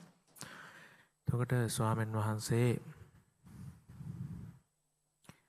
ඒ උදෑසන ඒ දේශනා කරපු ආකාරයට ඒ සම්මා දිට්ඨිය පිළිබඳව තවදුරටත් දේශනාව කරගෙන ගියා. එතකොට මෙතනදී දැන් ඒ අපි ඊට පෙර ඒ සිදු වෙච්ච සාකච්ඡාවට අදාළව සාන්නාසේ යම් කාරණා ටිකක් කිව්වා. එතකොට දැන් මේ භාවනාව සහ ඒ භාවනාවේ තියෙන ඒ ප්‍රතිඵල සම්බන්ධයෙන් ඒ විද්‍යාත්මක ඒ කරන හැදෑරීමේදී ඒකෙදී දැන් විද්‍යාත්මකව බලද්දී ඒ භාවනාව කියන එක පාවිච්චි කරන්න උත්සාහ කරන්නේ ඒ භාවනාවෙන් තවත් යමක්කට යන්න, තව දෙයක් ලබා ගන්න. තව ඊළඟ ප්‍රතිඵලයක් ඊළඟ ආකාරයක දෙයක් ලබා ගන්න වගේ අදහසක් එතන තියෙනවා. හැබැයි බෞද්ධ සංකල්පයේ හැටියට බුදුහාමුදුරෝ දේශනා කරන විදිහට බෞද්ධයෙක් භාවනා කරද්දී භාවනා කරන්න ඕනේ. දේවල් ඒ භාවනාවෙන් දේවල් අවසන් වෙනවා. නැවත කිව්වොත් ඒ විදිහේ ඒ සාමාන්‍ය ඒ විදිහේ විද්‍යාත්මක ආකල්පයෙන් ඒ විදිහට භෞතිකවාදී ආකල්පයෙන් දේවල් ලබා ගන්න කැමති වෙන ස්වභාවයේ ආකල්පයෙන් භාවනාව කරද්දී භාවනාව අපි කරන්නේ ඒ භාවනාව පාවිච්චි කරලා තවත් දෙයක් ලබා ගන්න. ඒ වුණාට පිරිසුදු ඒ සම්මා දිට්ඨියට අනුව අපි භාවනා කරන්නේ ඒ භාවනා කිරීම තුළින්ම අපි ඒ මාර්ගයේ කෙලවරට පැමිණෙනවා. තවත් දෙයක් ලබා ගන්න නෙමෙයි භාවනා කරන්නේ. භාවනාවම ඇවිල්ලා අවසානයේ ඒකේ කෙලවර නැත්තම් ප්‍රතිඵලය කියලා ඒ විදිහට කාරණයක් සිහිපත් කරා. එතකොට මෙතනදී භාවනාව කියන දේ ඒක ස්වභාවික ක්‍රියාවලියක් කියන එක ස්වාමීන් වහන්සේ කිව්වා. ඒක ඇවිල්ලා ආර්ය අෂ්ටාංගික මාර්ගයේ කොටසක්. එතනදී අපි උත්සාහ කරන්නේ ඊතා ඉවසීමෙන් හේතු ප්‍රත්‍ය සකසා දෙමින් හේතු ප්‍රත්‍ය රැස් කරලා දෙමින් අපි ඉවසීමෙන් අපේ ප්‍රතිපදාව කරගෙන යනවා. එතකොට මේ ක්‍රියාවලිය ඉදිරියට සිදු වෙනවා. එහෙම අදහසක් තමයි මෙතන භාවනාව කියලා කිව්වම අපි තේරුම් ගන්න ඕනේ කියන එක කිව්වා. ඒක හරියට උපමාවක් ස්වානස දැක්ුවේ අපි වාහනයක යද්දී අපි රියදුර අසුනේද ඉන්නේ නැත්නම් පසුපස අසුනක මගී අසුනකද ඉන්නේ කියන එක අනුව අපි යන ගමන අපිට වෙනස් වෙනවා කියලා කිව්වා. රියදුර අසුනක ඉන්නවා කියන එක අපි දේවල් පාලනය කරනවා. අපි හිතනවා අපි තමයි පාලකයා මේ වාහනේ එලවන්නේ අපි කියලා. හැබැයි සැබෑ විදියට භාවනාව දියුණු වෙන කාරණය උපමාවකට දක්වන්නේ හරියට අර පසුපස ආසනයක ඉඳගෙන මේ ගමන යනවා වගේ. පාලනය කිරීමක් කරන්නේ නැහැ. හේතු ප්‍රත්‍ය රැස් කරනවා. ඒ කියන්නේ බස් එකට නගිනවා. ඊට පස්සේ ඒ වාහනේ ඒ විදියට ගමන් ගන්නවා. එතනදී ඒ ආත්ම සංඥාව කියන එක දුර වෙන ආකාරයට මේ කාරණා සිදු වෙන්න ඕන කියන එක සිහිපත් කරා. එතනදී ස්වාමීන් වහන්සේ කිව්වා දැන් භාවනා කිරීම ගැන කතා කරද්දී දැන් ඉංග්‍රීසියෙන් මේ කාරණා කියද්දී උන්වහන්සේ පාවිච්චි කර වචනේ ඇවිල්ලා ફોકસ කියන පදේ. අපි දේවල් වලට ફોકસ කරනවා කියලා කියන්නේ ඒක අර පාලනයක් කියන දෙයක් එතන හඟවනවා. අපි තමයි මෙතන පාලකයා. එතකොට ස්වාමීන් වහන්සේ කිව්වා ફોકસ කියන පදේ නැත්තම් ඇත්තම concentration කියන පදේ ඊළඟ කිව්වේ. concentration කියන පදේ ඇවිල්ලා එච්චර හොඳ පරිවර්තනයක් නෙමෙයි කියලා කිව්වා. ඒ සමාධියට නැත්තම් භාවනාවට අපි සාමාන්‍ය පරිවර්තනය කරන්න පාවිච්චි කරනවා. එතකොට ආනාපාන සති සූත්‍රය වගේ සූත්‍රයක් බලපුවාම සාන්නාසේ දැක්කුවා ඒ සූත්‍රවල අපිට පෙන්වන්නේ වෙන විදිහක තේරුමක්. ආනාපාන සති සූත්‍රයේදී පෙන්වන්නේ ඔබ සතිමත් භාවයේ පිහිටවා ගන්නවා. සතිමත් භාවයේ පිහිටවා ගත්තට පස්සේ ඒක තමයි පළවෙනිම කරන දේ. ඒ පරිමුඛං සතින් උපට්ඨපෙත්වා කියලා ස්වර්ණාසේ ප්‍රශ්න වලටත් උත්තර දුන්නා ඉස්සෙල්ලා. එතකොට සතිය කියන එක මේ විදිහට පිහිටවාගෙන එයින් පස්සේ සතියෙන් යුතුව හුස්ම ඉහළට ගන්නවා හුස්ම පහළට හෙලනවා කියන දේ බලාගෙන ඉන්නවා. සතෝව අස සති සතෝ පස සති කියලා ස්වානස කිව්ව ඒ කාරණේ. එතකොට මෙතන යම් කිසි බලයක් යෙදීමක් එහෙම තේරුමක් මෙතනදී අපිට ගන්න නැහැ. මෙතන තියෙන්නේ හොදෙක් ඔබ සතිමත් වෙනවා විතරයි. ඒ කියන්නේ දැන හිඳිනවා වගේ ස්වභාවයක් විතරයි කියලා කිව්වා. ඒක තව උපමාවක් ස්වානස් දැක්කුවා. දැන් ඒ සනසේ මේ භාවනා වැඩසටහන් වලට ඉස්සෙල්ලා ඒ රිටිගල වැඩපු ගමනේදී ස්වානාසේ කැලේ ඇතුලෙන් ඇවිදගෙන යද්දී ස්වානාසේ කිව්වේ ඒ කැලේ තියෙන ඒ ගස් පිහිටලා තියෙන හැටි, ඒ තියෙන සාන්ත භාවය, ඒ අතුපතර වැවිලා තියෙන ගස්, ඊළඟට ඒ තියෙන ඒ කොළපාට ස්වභාවය, ඒ නටබුන් ආදිය එක්ක ඒක විඳ ගන්නවා මිසක් අපි ඒ වගේ තැනකට ගියාම එකපාරටම ගහකට අපි අපේ අවධානය යොමු කරන්නේ නැහැ. අපි බලෙන් ගහක් දිහා බලන්නේ නැහැ. අපි පොදුවේ මේ මොහොතේ මේ මොකක්ද වෙන්නේ කියන ඒ අත්දැකීම විඳ ගැනීමක් තමයි අපි කරන්නේ. ස්වානාසේ ඒකට ඒ කාරණයට සමකලා මේ හුස්ම දිහා බලන කාරණෙත්. එතකොට ඔබ හුස්මත් එක්ක ඉන්නේ. එතකොට ඒ විදිහට අපි හරියට හුස්ම දිහා බලන්න ඕනේ කියන එක ස්වානාස සිහිපත් කරා. ඒක අර පාලනය කරන නැත්නම් ඒ විදිහට කොන්සන්ට්‍රේට් කියන පදය හැංගෙන ආකාරයට ඒ විදිහට ඒක බලයෙන් ඒක අවධානය දෙන්න යන්නේ නැතුව. එතකොට ඔහොම කරගෙන යද්දී හුස්මේ තියෙන ඒ සුඛ ස්වභාවය, ඒකේ තියෙන සුබ ලකුණු, සුබ සංඥාවන්, ඒකේ තියෙන හොඳ පැත්ත, හුස්මේ තියෙන හොඳ පැත්ත, ඒක ටිකෙන් ටික දකින්න පටන් ගන්නවා. ඒක අපි දියුණු කරනවා. ඒකේ තියෙන හොඳ පැත්ත දකිනවා. සුබ සංඥාව වඩනවා කියලා අපිට ඒ සූත්‍රයට අනුව කියන්න පුළුවන්. එතකොට අපි මෙතන තදින් උත්සාහ කිරීමක් නෙමෙයි කරන්නේ. අපි බලා ඉන්නවා හුදෙක් සහ අපි ඒ සංඥාවන් වෙනස් කරනවා. ඒකම අපි මේකේ සතුට විඳින්න පටන් ගන්නවා කියලා කිව්වා. සමහර ලාවට ස්වාමීනාසට හම්බෙලා තියනවා කියලා කිව්වා.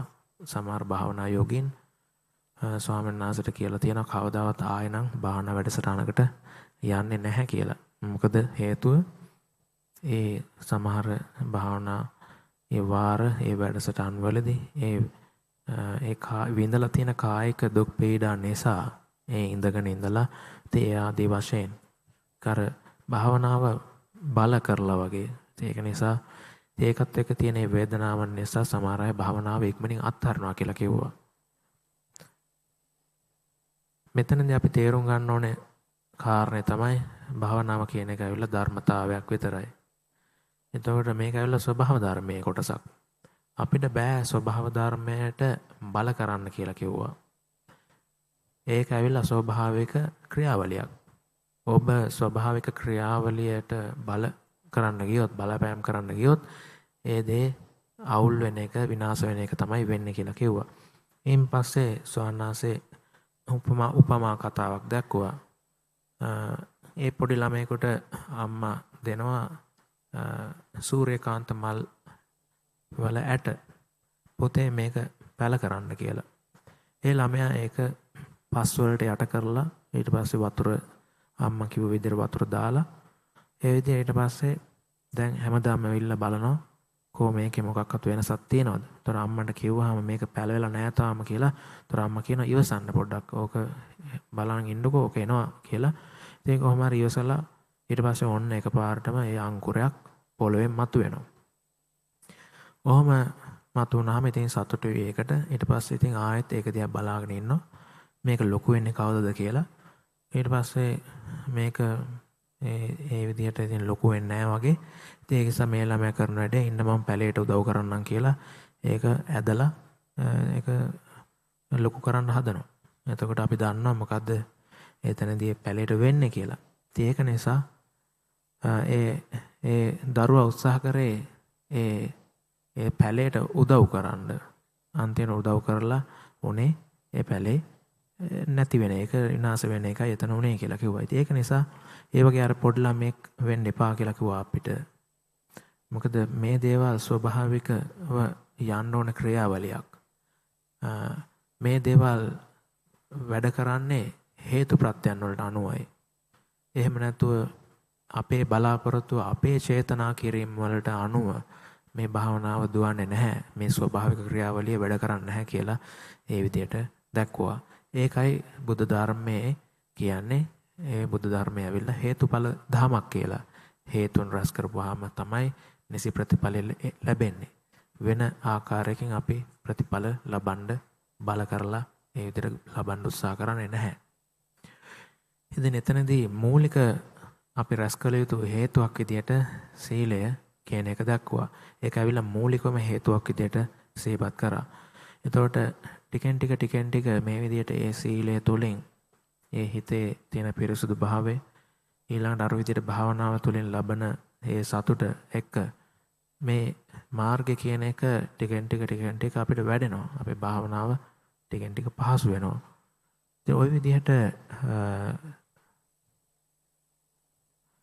කියලා ස්වාමීන් ඇහුවා කාට හරි මෙතන තියනවද කියලා ඇහුවා භාවනා කරද්දී හිතන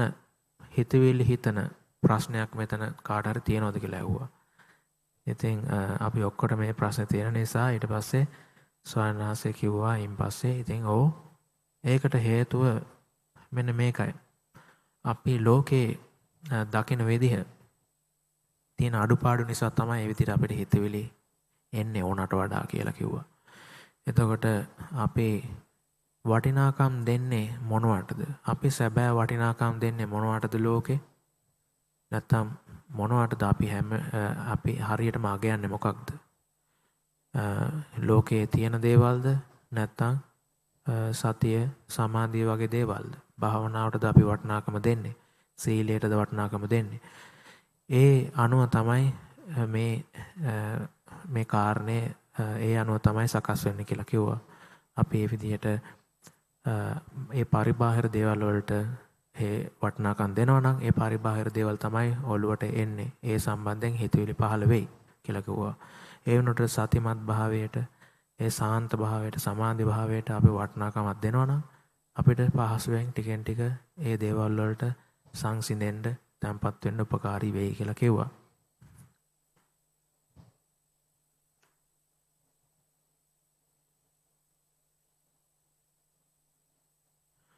මෙතනදී ස්වාමීන් නැවතත් සිහිපත් කරා මතක තියාගන්න කියලා කිව්වා. මොකක්ද ඇත්තටම වටින්නේ මේ ලෝකේ කියලා?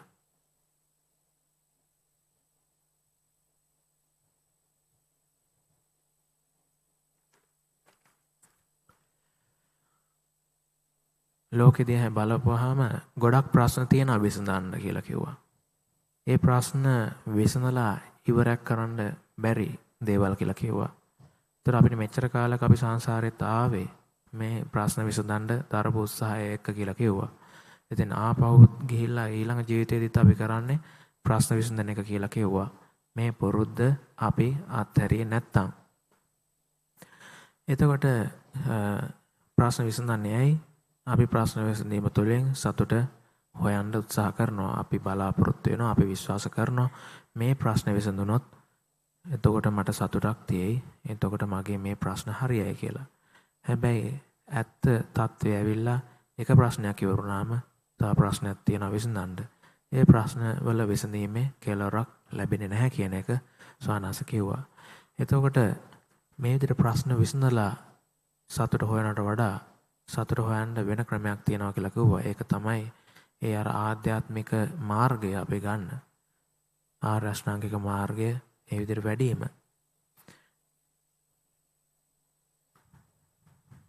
ඊළඟට මෙතනදී අපේ අන්තර්ජාලය හරහා මේ වැඩසටහනට සවන් දෙන ඒ පිරිසක් විශේෂයෙන් ඒ විභාගවලට පෙනී සිටින දරුවෝ අහපු ප්‍රශ්න කීපයකට සම්බන්ධ කරලා ස්වාමීන් වහන්සේ ඒ කාරණා කීපයක් මතු කළා. එතනදී ස්වාමීන් කිව්වා ස්වාමීන් තේරෙනවා කියලා කිව්වා පොඩි කාලේ ළමෙක් විදිහට ඒ ගත කරන ජීවිතේ පහසු නෑ කියලා කිව්වා. ගොඩාක් ඒ ජීවිතේ හරි මගට යනවා කියන එක හරිම අභියෝගාත්මක දෙයක්. ඒක හොඳ නරක තෝරා ගැනීමත් පහසු නෑ අපිට පොඩි කාලේ. අනිත් පැත්තෙන් අපිට ගොඩාක් ඉතින් පීඩන එනවා. විභාග පාස් වෙන්න ඒ විවිධ ආකාරයේ ඒ විදිහේ ජය ගන්න කඩයිම් ආදී දේවල් අපිට තියෙනවා කියලා කිව්වා. ඉතින් එතනදී අපි මොකක්ද කරන්න පුළුවන් කියන කාරණේ ස්වාමීන් අහලා ඊට පස්සේ සානාසිතින් දැක්කුවා ධර්මයේ අපිට මේ සම්බන්ධයෙන් උත්තර තියනවා කියලා කිව්වා. මෙතනදී මූලික අපේ මේ විදිහේ අපි පීඩණයට පත් වෙන නැත්නම් ළමයින්ව පීඩණයට පත් කරන ඒ කාරණාවලට හේතු වෙන නැත්නම් උපකල්පනයක් විදිහට අපි අපේ තියෙන එක්තරා උපකල්පනයක් සවන්නාංශේ පරීක්ෂා කරා. එතකොට එතනදී දැන් අපිට විභාග ආදී දේවල් තියෙනවා. ඒ කිව්වේ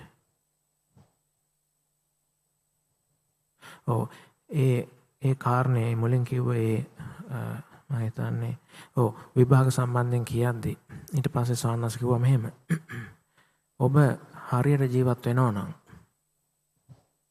එතකොට මේ ප්‍රශ්න වලට මුහුණ දෙන්න මේ ප්‍රශ්න හරියට අපිට විසඳෙනවා කියලා කිව්වා. ඒ කිව්වේ අපේ දුක කියන එක ටිකෙන් ටික අඩු වෙනවා කියලා කිව්වා. අපේ ඒ ආරම්භයේදීම තියෙන ඒ සමහර වැරදි අදහස් වැරදි උපකල්පන නිසා තමයි මේ අපිට තියෙන ප්‍රශ්න තව තවත් උග්‍ර වෙන්නේ කියලා කිව්වා.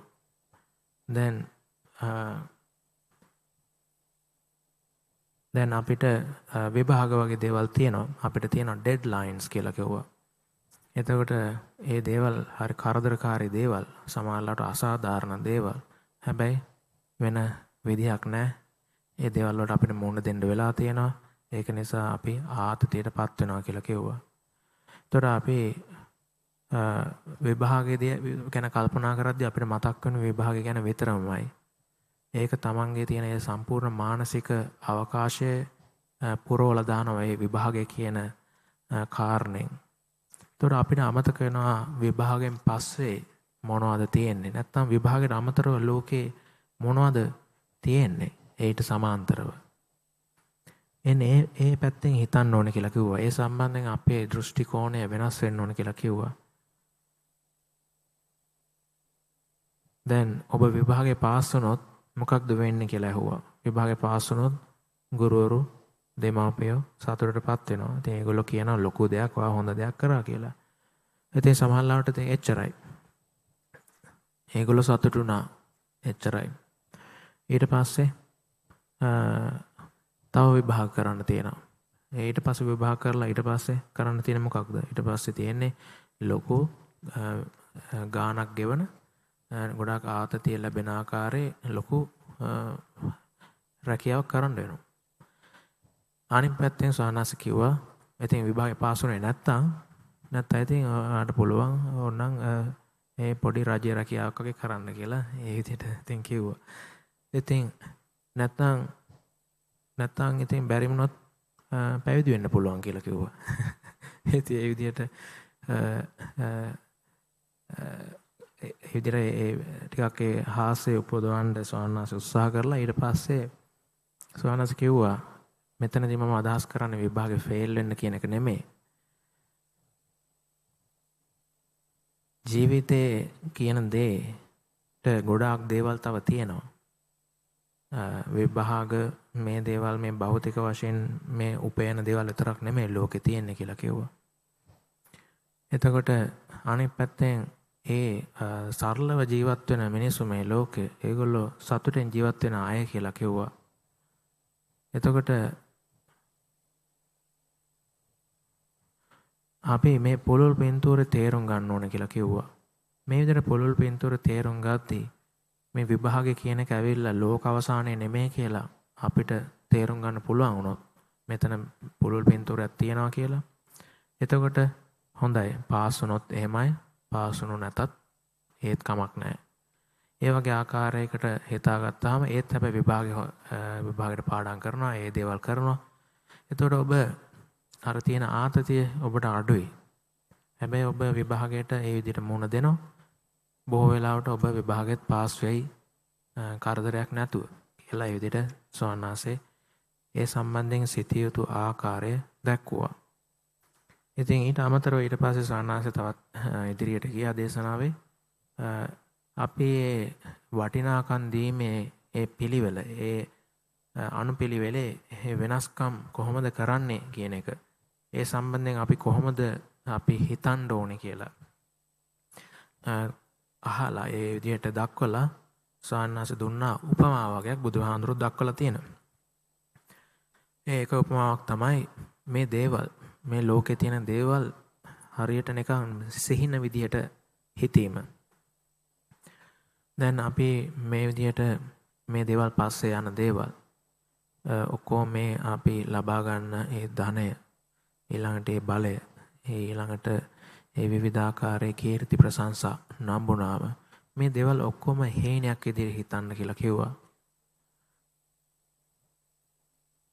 මොකද දැන් අපි මේ දේවල් දැන් ස්වාමීන් කිව්වා ස්වාමීන් ගිහි කාලේ ඒ පොඩි කාලේ හිතුවලු මම ලොකු වුණාම මෙන්න මෙහෙම වෙනවා කියලා. අන්තිමට පැවිදිලා තමන් අතරුනේ අර හිතපු එකත් අපරාධ කියලා ස්වාමීන් කිව්වා. ඉතින් ඒක අපි ඔක්කොම කරන දෙයක් කියලා කිව්වා. ඇත්ත తත්වයේ ඊට වඩා වෙනස් වෙන්නේ හැම වෙලාවෙම. අනාගතය කියන එක අවිනිශ්චිතයි. අපි හිතනවා අපි තමයි මේ ජීවිතේ පාලකයා කියලා. ඇත්තටම අවසානයේදී අපිට පෙන්වලා දෙන ජීවිතය තමයි අපේ පාලකයා. එතකොට ජීවිතය ඇවිල්ලා ඒක පාලනය කරනවා. අපි ජීවත් වෙන්නේ කොහොමද කියන එක එයා තමයි තීරණය කරන්න කියලා කිව්වා. ඊළඟ උපමාවක් දැක්වුවා හරියට මේ දේවල් ලෝකේ තියෙන දේවල් ඇත්තටම ඉල්ලාගත් දේවල් වගේ කියලා. එතකොට එතනදී දැන් බුද්ධ වචනයක් තියෙනවා ඒ හැම ඒ දෙයක්ම ලෝකේ මට කැමති ඒ දේවල් මට අත්හැරලා දාන්න වෙනවා මට කවදා හරි ඒවයින් වෙන් වෙන්න වෙනවා කියලා. ඒක තමයි ඇත්ත తත්වය කියලා සානස කිව්වා. එතකොට මේ අපි අයත් කරගෙන ඉන්න අපි ලං කරගෙන තියෙන දේවල් ඒ ඔක්කොම ඇවිල්ලා කවදා හරි දාලා යන්න වෙනවා. ඒ දේවල් හරියට ඉල්ලගත්ත දේවල් වගේ කියලා කිව්වා. ඊන් පස්සේ දැන් තව උපමා ආදී දේවල් දුන්නා. ඒත් වෙලාව හැටියට මට මේක ටිකක් කෙටි කරන්න වෙනවා වගේ. එතකොට ඊන් පස්සේ දැක්ුවා හිතන්න කියලා කිව්වා කාර් එකක් Taman අයිති කාර්යත්වයේ තියාගෙන පාවිච්චි කරන එකයි ඒක කුලියට අරගෙන රෙන්ටල් විදිහට පාවිච්චි කරන එක අතර වෙනස. එහෙම ගත්තාම අපි ඒ කාර් එක පාවිච්චි කරනවා. අපි රෙන්ට් කරපුවාම කුලියට ගත්තාම. හැබැයි ඒක සම්බන්ධයෙන් අපි ගොඩාක් වද විඳින්නේ නැහැ. දුක් වෙන්නේ නැහැ. අර කාර් එකක් අයිති කරන් ඉන්නවා වගේ කියලා කිව්වා. එතකොට මේ දේවල් ඇත්තටම අපිට අයිති නැහැ කියන සංඥාව වඩන එක වැදගත් භාවයේ ස්වාමීන් කිව්වා. ඊන් පස්සේ තවත් කාරණයක් සිහිපත් කරා කර්මය කැමති නම් හිතා ගන්න කියලා කිව්වා. කර්මය තමයි අපිට අයිති තියෙන්නේ. එතකොට අපි හොඳ දේවල් වැඩි වර්ධනය කරගත්තොත් ධර්ම මාර්ගයේ යමින් ඒකේ අයිතිකාරත්වය අපිට තියෙයි කියලා කිව්වා. ඒක අපිට ගොඩාක් කාලයක් හිතසුව පිණිස හේතු වෙයි කියලා කිව්වා. හැබැයි ඉතින් කර්මයක් කාලයක් යද්දී ඒකත් ගෙවිල ඉවර වෙනවා. ඊන් පස්සේ අර සුනකෙක් අර මස් නැති ලේ තවරිච්ච ඇට කැබල්ල හපන ඒ උපමාව කිව්වා. ඒ සතාට ඒ ඇට කැබල්ලක් ලැබෙනාම ඒක හපනවා. ඒක ඇත්තටම එයාගේ බඩගින නෙවෙන්නෙත් නෑ. එයාගේ තණ්හාව ඒ තියෙන බඩගින තව වැඩි වීම විතරයි ඒකෙන් වෙන්නේ කියලා කිව්වා. ඉතින් මේ ලෝකේ තියෙන දේවල් ඒ වගේ කියලා කිව්වා. කවදාවත් ලැබුණාට ඒක ඉවර වෙන්නේ නැහැ කියලා කිව්වා. අපි දෙයක් ඒ විදිහට තණ්හාවේ ස්වභාවය ඇවිල්ලා අපි දේවල් පස්සේ යවනවා. හැබැයි ඒ දේ ලැබුණාට පස්සේ ඒකෙන් අපේ හිතේ තියෙන අඩුපාඩු මැකෙන්නේ නැහැ. අපිට ඊළඟ දේ හැම වෙලාවෙම ඕනේ. ඒක නිසා හැම වෙලාවෙම තණ්හාවේ ස්වභාවය තමයි ඒ ඇතුලේ තියෙන හිස්කම. ඒ හිස්භාවය කවදාවත් තණ්හාවෙන් වහන්න බෑ කොච්චර ගෙනල්ලා බඩමුට්ටු පුරවගත්තත් කියලා ඒ විදිහට කිව්වා. හැබැයි මාර්ගය වඩද්දී භාවනා කරද්දී අපි ඒ සිදුර අපේ තියෙන ඒ හිතේ තියෙන අඩුව අපි මකන්න පටන් ගන්නවා කියලා කිව්වා. අපි සන්තුෂ්ඨිතාවයේ වඩනවා. අපි තණ්හාව ටිකෙන් ටික ෂය කරලා දානවා. එන්න එහෙමයි ඒ සිදුර අපේ හිතේ තියෙන ඒ සිදුර වහලා දාන්නේ කියලා ඒ විදිහට කිව්වා. එතකොට කරුණාවන්ත වෙමින් ඒ විදිහට කාරුණික වෙමින් මෛත්‍රියෙන් යුතුව අපි කවදා හෝ ඒ මාර්ගඵල නිර්වාණය අවබෝධ කරගන්නවා. එතකොට අපි පුද්ගලයෙක් විදිහට සම්පූර්ණ වෙනවා කියලා කියනවා. එතකොට සම්මා දිට්ඨිය ඇවිල්ලා අපිට මේ කියලා දෙන්නේ මොකද්ද මේ ජීවිතයේ අරුත, මොකක්ද අපේ අරමුණ. එතකොට මේක තමයි මාර්ගය අපිට අවසානයේදී පොරොන්දු වෙන්නේ. අපිට ජීවිතයේ ඇත්ත මීනින් එක, ඇත්ත තේරුම, ඒ තියෙන වටිනාකම, සැබෑ වටිනාකම අපිට ලබා දෙනවා කියලා කිව්වා. එතකොට තණ්හාවෙන් ඒකට අපිට ලැබෙන්නේ නැහැ. අපිට ලැබෙන්නේ මේ තියෙන මාර්ගයේ ගමන් කරලා ඒ සන්තුෂ්ඨිතාවයෙන් කියන එක එහෙම කිව්වා.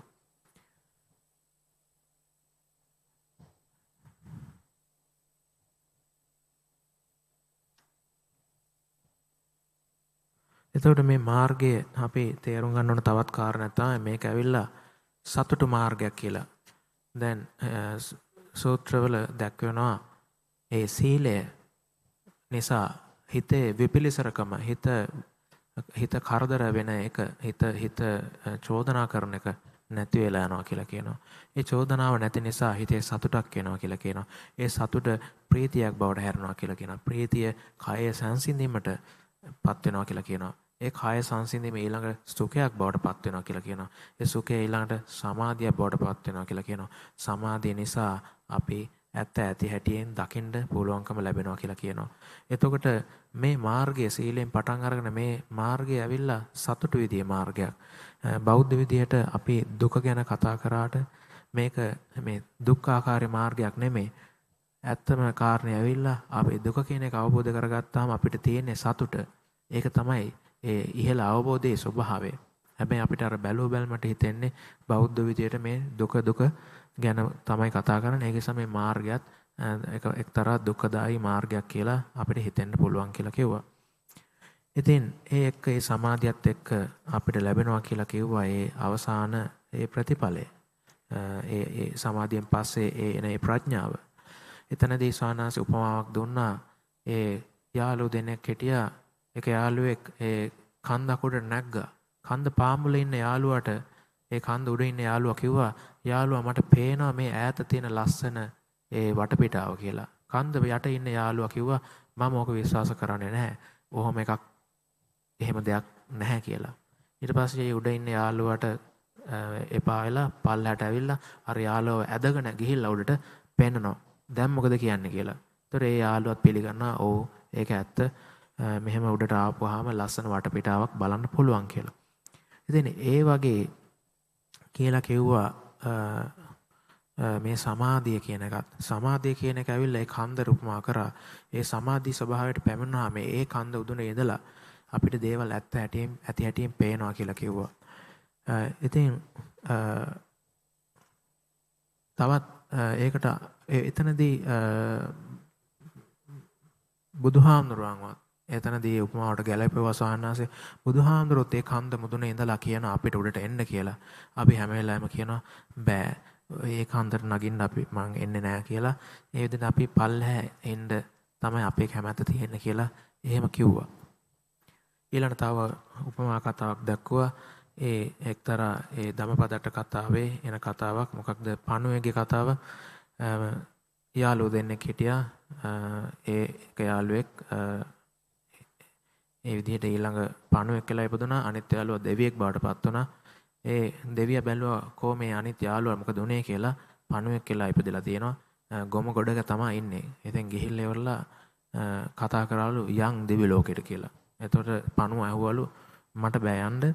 මේ ගොම ගොඩක් ගාන්ට රස්නේ. හොඳට ඕන තරම් කෑම කන්නක් තියෙනවා. ගොම මේ දිව්‍ය ලෝකේ ගොම තියනවද කියලා අහනවා. එතකොට දෙවියා කියනවා දිව්‍ය ලෝකේ ගොම නැහැ කියලා. ඉතින් එහෙනම් මට එන්න බෑ කියලා එයා ප්‍රතික්ෂේප කරනවා කියලා කියනවා. ඉතින් ඊට පස්සේ දෙවියා උත්සාහ කරනවා කියලා කියනවා මේ පණුවව අල්ලලා කොහම හරි අරන් යන දිව්‍ය ලෝකෙට. ඒක හරියන්නේ නැහැ කියලා කියනවා. ඉතින් ඒ විදිහට සාන්නාස අපිටත් අවවාද කරා. අපිත් සමහරවට ඒ වගේ තමයි අපි මේ අල්ලන් ඉන්න දේවල් අත්හරින්න සූදානම් නැහැ. හැබැයි මේ අල්ලන් ඉන්න දේවලුත් ඇත්තරම අවසානයේදී දුකට හේතු වෙන දේවල් තමයි අපි අල්ලගෙන ඉන්නේ කියලා ඒ විදිහට ඒ කාරණේ සිහිපත් කරා. ඉතින් අවසානයේදී අපෙන් ඇහුවේ ඔබ ලැහැස්තිද දේවල් අත්හරින්න කියන දේ. ඔබ මේ මොකද මේ ලෝකය කියන එක ප්‍රශ්න ගොඩක් තියෙන තැනක්. යුද්ධ හැම ප්‍රශ්නයක්ම මේ කෙලෙස් නිසා මිනිස්සුන්ගේ තියෙන ප්‍රශ්න තියෙන තැනක්. ඉතින් අවසානයේදී මේකේ සතුටක් කියන දේක් ලබන්න බෑ. ඇත්ත දේ ඇවිල්ලා ආධ්‍යාත්මික මාර්ගය කියන එක තෝරා ගැනීම කියලා ඒ විදිහට දැක්කුවා. ඉතින් ඒක නිසා සම්මා දිට්ඨියෙන් යුතුව ඒ මාර්ගය වඩන්න කියන එක සිහිපත් කරා. එතකොට මේ ධර්ම දේශනාවේ අරගෙන අරන් යන gedara අරන් යන්න තියෙන අවසාන පණිවිඩය විදිහට සවනස් කිව්වේ කරුණාවන්ත වෙන්න කියලා කිව්වා. සිතෙන් කායෙන් වචනයෙන් කරුණාවන්ත වෙන්න, භාවනාවේදී කරුණාවන්ත වෙන්න, තමන්ට කරුණාවන්ත වෙන්න කියලා කිව්වා. එතකොට ඒ කරුණාවන්ත භාවයෙන් අපි ගොඩාක් අපේ මාර්ගයේ සෑහෙන දුරක් අපිට යන්න පුළුවන් වෙයි කියලා ඒ විදිහට සිහිපත් කරා. මේක තමයි ස්වාමීනාසගේ අවවාදය කියලා ඒ විදිහට දක්වලා අපි උනන්දු කරවලා මේ ධර්ම මාර්ගයේ යන්න ස්වාමීනාසගේ දේශනාව අවසන් කරා. ඉතින් එහෙමනම් අද දවසේ දේශනාවට සවන් දුන්න ස්වාමීන් වහන්සේලාට මෙහෙණින් වහන්සේලාට ගේ පින්වතුන් සෑම දිනාටම තෙරුවන් සරණයි.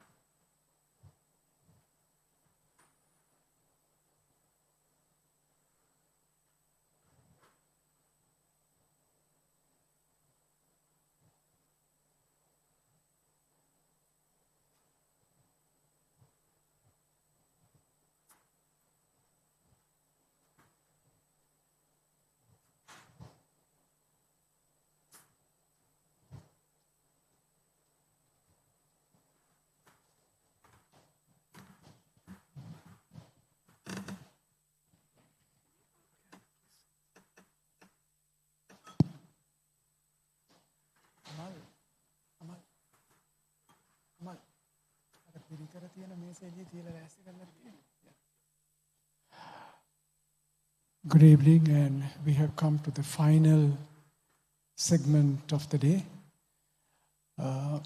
Ajahn Bramali will conduct a guided metta meditation. After that, we have Punyanumodana, and until everything is over, please remain seated. And for those who have brought any pirikara to be offered, there's a table outside, and he will come and bless them afterwards. 20 minutes? 20, 25. Yeah, okay, until just before 4 o'clock, yeah. We have time. Yeah, okay, all right, okay. Okay, everyone, so I hope you have enjoyed the day. So to finish off in a nice way, let's do some real practice together and do some metta, just to kind of purify ourselves a little bit and kind of get the process going with living the spiritual life in the right way. So sit comfortably wherever you are. Close your eyes. And the start of the meditation is always about finding a degree of comfort and ease in the body and mind. Just beginning by just feeling where you are. It's been a long day, and it's nice to be able to relax a little bit and just to go inward and let go of the world to the best of our ability. So to be able to do this, it's important to take the middle way where the body sort of disappears, the body becomes irrelevant. To do that, you need to be at ease, you need to be comfortable, you need to don't have any stress and things in the body.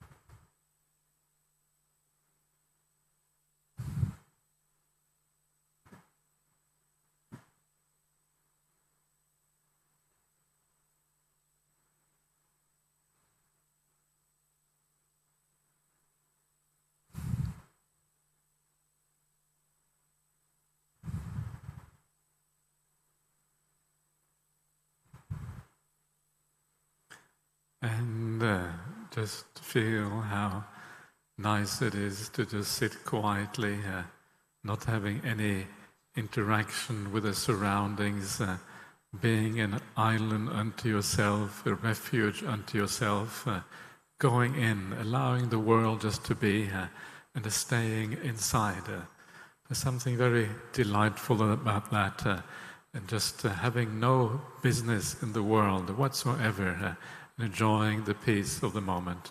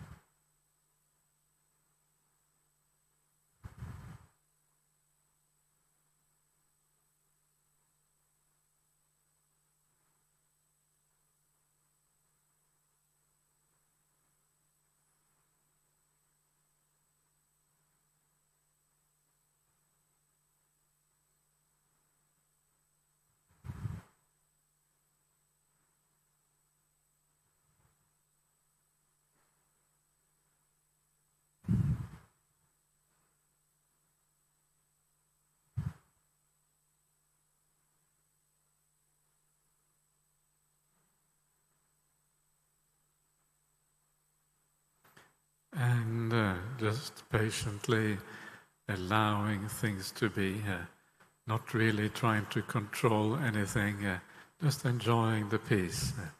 Don't focus on anything, just allow everything to be as it is. Remember to be a passenger. You are not in charge. Your job is just to enjoy the view out of the window. Whatever happens is okay. No control, no judgment, just enjoying the journey.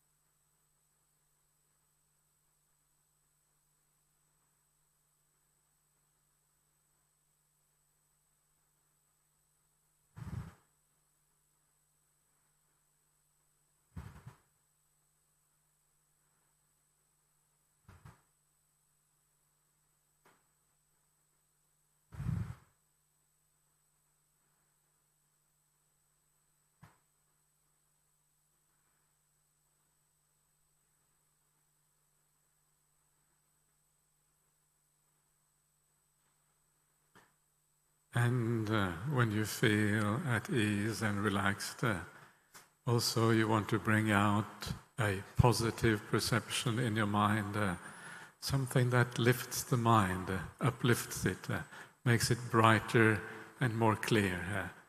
And one of the ways of doing that is just to enjoy this beautiful companionship with so many Kalyanamittas.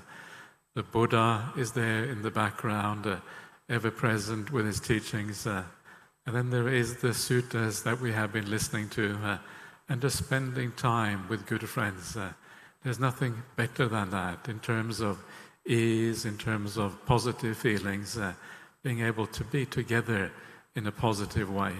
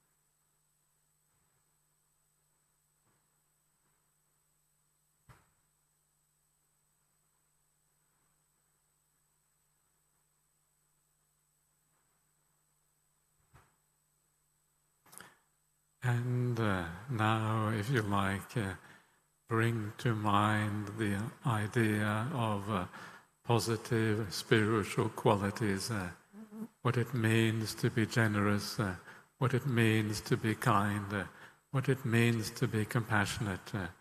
Bring these ideas to mind. What does it feel like to experience these qualities?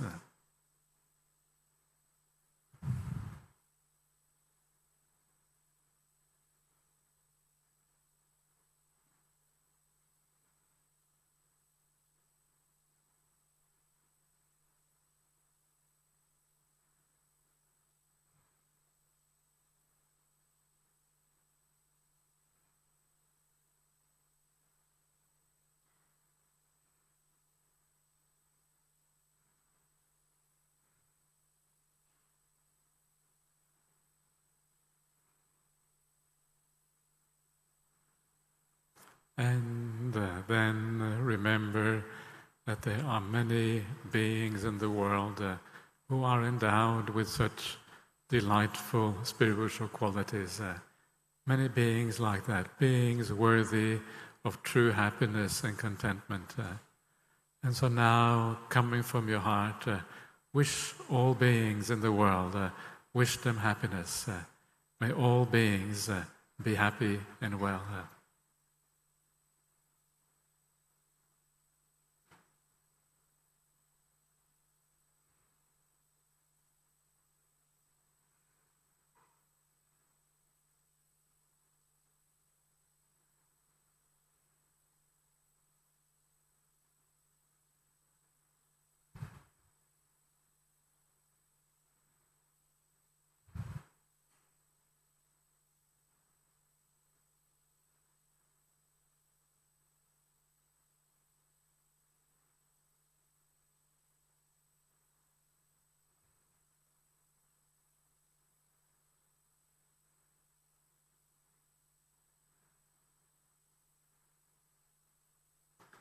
And just keep on saying this mantra, may all beings be happy.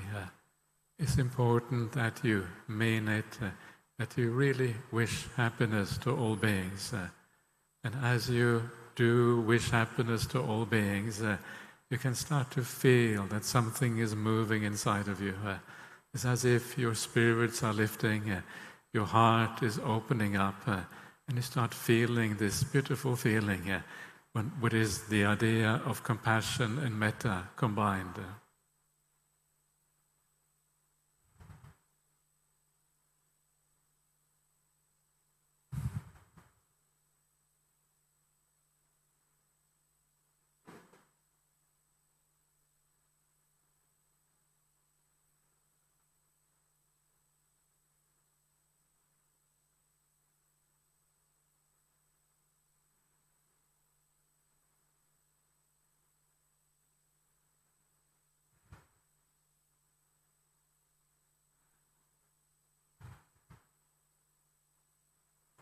May all beings be happy.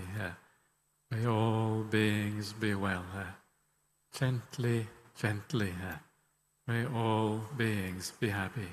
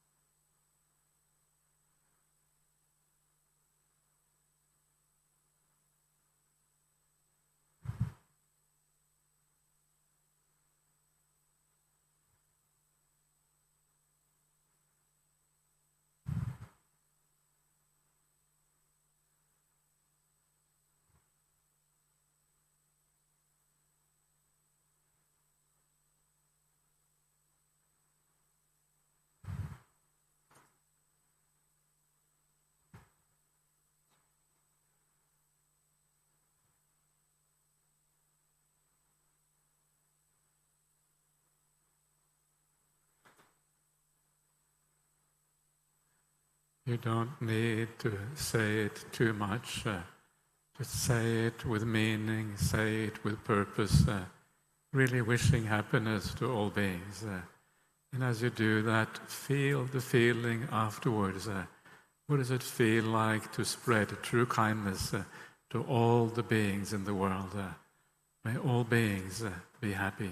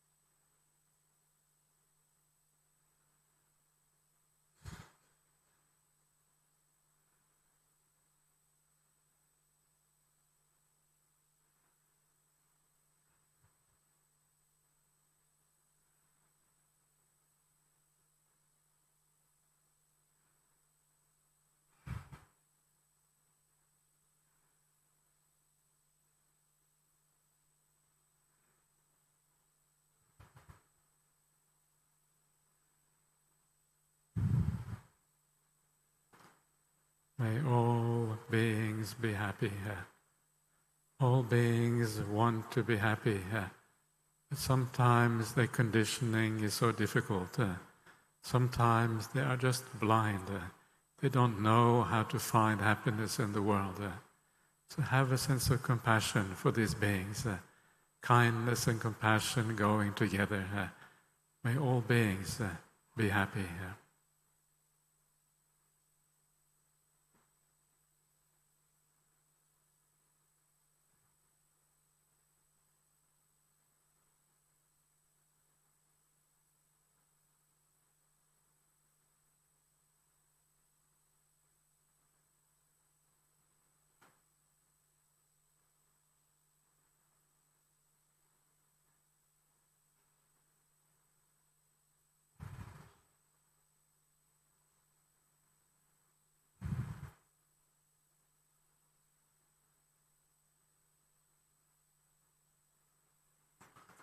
And now turn your attention to all the people here today and know that these are all good people that you're with here. What a wonderful thing it is to share a moment like this with these good people. Everyone here today, thank you for being my Kalyana Mitta. Thank you for being part of this event. May every one of you, may you be well. May you be happy.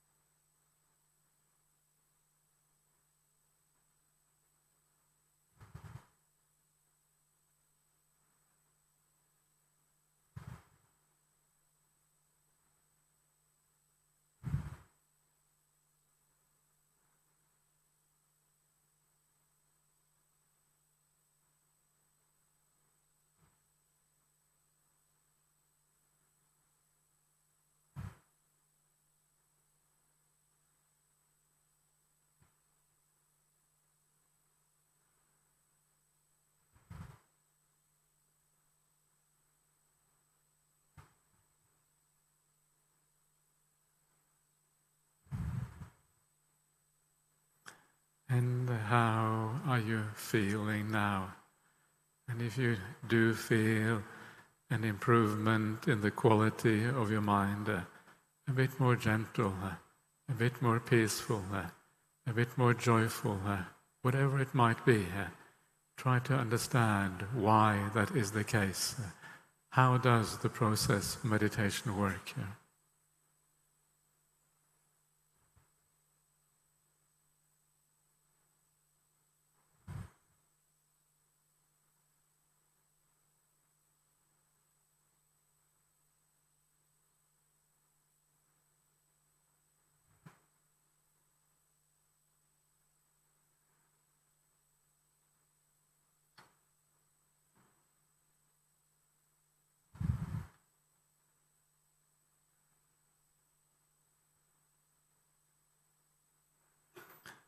Okay, so that is the end of the meditation. So please come out and we will do the final blessings and final announcement. So please let's finish off for today.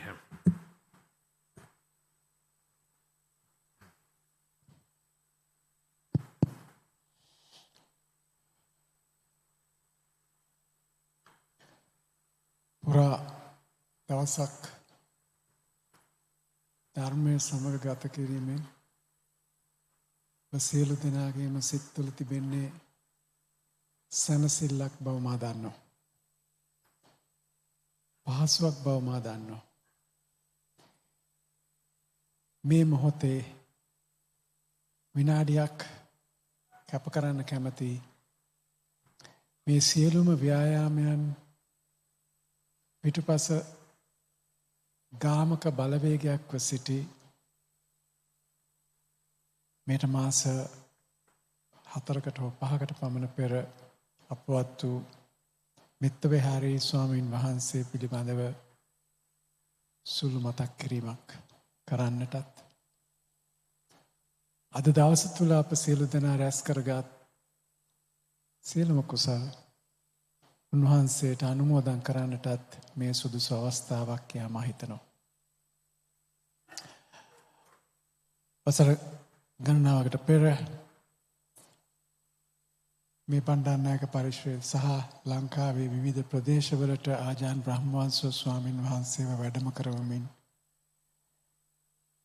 නිරන්තරවම තිරය පිටුපස සිටමින් කුඩා සිරුරක් තිබූ දැවැන්ත ආත්ම ශක්තියක් තිබූ මෙත්ත විහාරී හාමුදුරුවන් නොවන්නට ඔබ අප මේ දහම් රසය විඳින්නට ඉඩ නොතිබුණා. ඒ නිසා අප සියලු දෙනාම රැස් කරගත් සියලු කුසල් උන්වහන්සේට අනුමෝදන් කරමු. සාදු සාදු සාදු. May I invite you also to remember Metta Vihari Hamaduru, and we'll have some videos on that. Yeah, you start. Yeah, okay. Okay, so I have been asked to say a few words in commemoration of Venerable Metta Vihari, who passed away quite recently. He was the one who basically started this society related to Ajahn Brahm and related to our Buddhist society in Perth in Australia. And he was one of those monks who was very hard-working and always doing a lot for the purpose of the Dhamma and for the purpose of doing wonderful things. You can see him there on the picture. That's him. And he was very humble and very hard-working at the same time, and did so many good things. And it's a wonderful to be able to remember him here today for all the goodness that he did. The reason why we're able to have an event here today is because of the hard work laid down by him over many, many years. And we are now living off the continuation of that. So thank you very much, Venerable Metta Vihari. Wherever you may be now, I am sure that you are rejoicing in a lot of happiness. And thank you so much for your services to the Buddha Dhamma and the Sasana. Sadhu, sadhu, sadhu. So let us finish today by sharing the merits, and we'll give a quick blessing at the very end. Just to let you know, it's been very, very wonderful to be back in Sri Lanka again. Always meeting many old friends, meeting many new people, and it's always delightful to be in such good company. So thank you so much for coming today here, and let us finish off by sharing the merits together here. Edang men yati nang hoatu sukita hontu nyata yo. Edang men yati nang hoatu sukita hontu nyata yo. Edang men yati nang hoatu sukita hontu nyata yo. And just a brief blessing to finish off the evening here. Nati me saranang anyang Buddho me saranang varang etena sachava jena sotite hotu sambada. Nati me saranang anyang Dhammo me saranang varang etena sachava jena sotite hotu sambada.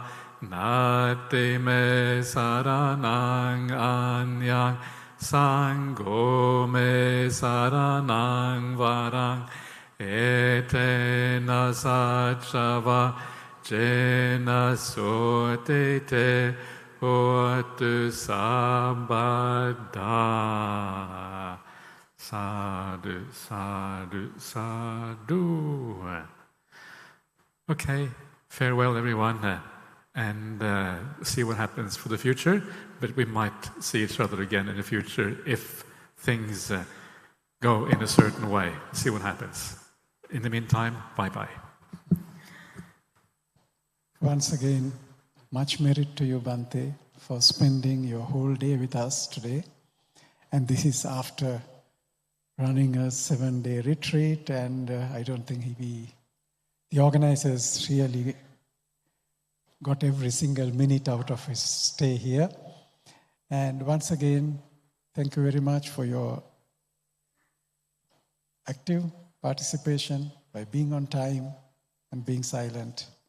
I'm sure the day is a memorable day in your life, and may the inspiration you got today will be an encouragement to be more committed to drive on the path of Dhamma. May your path be smooth and fast. Theruvan Saranai.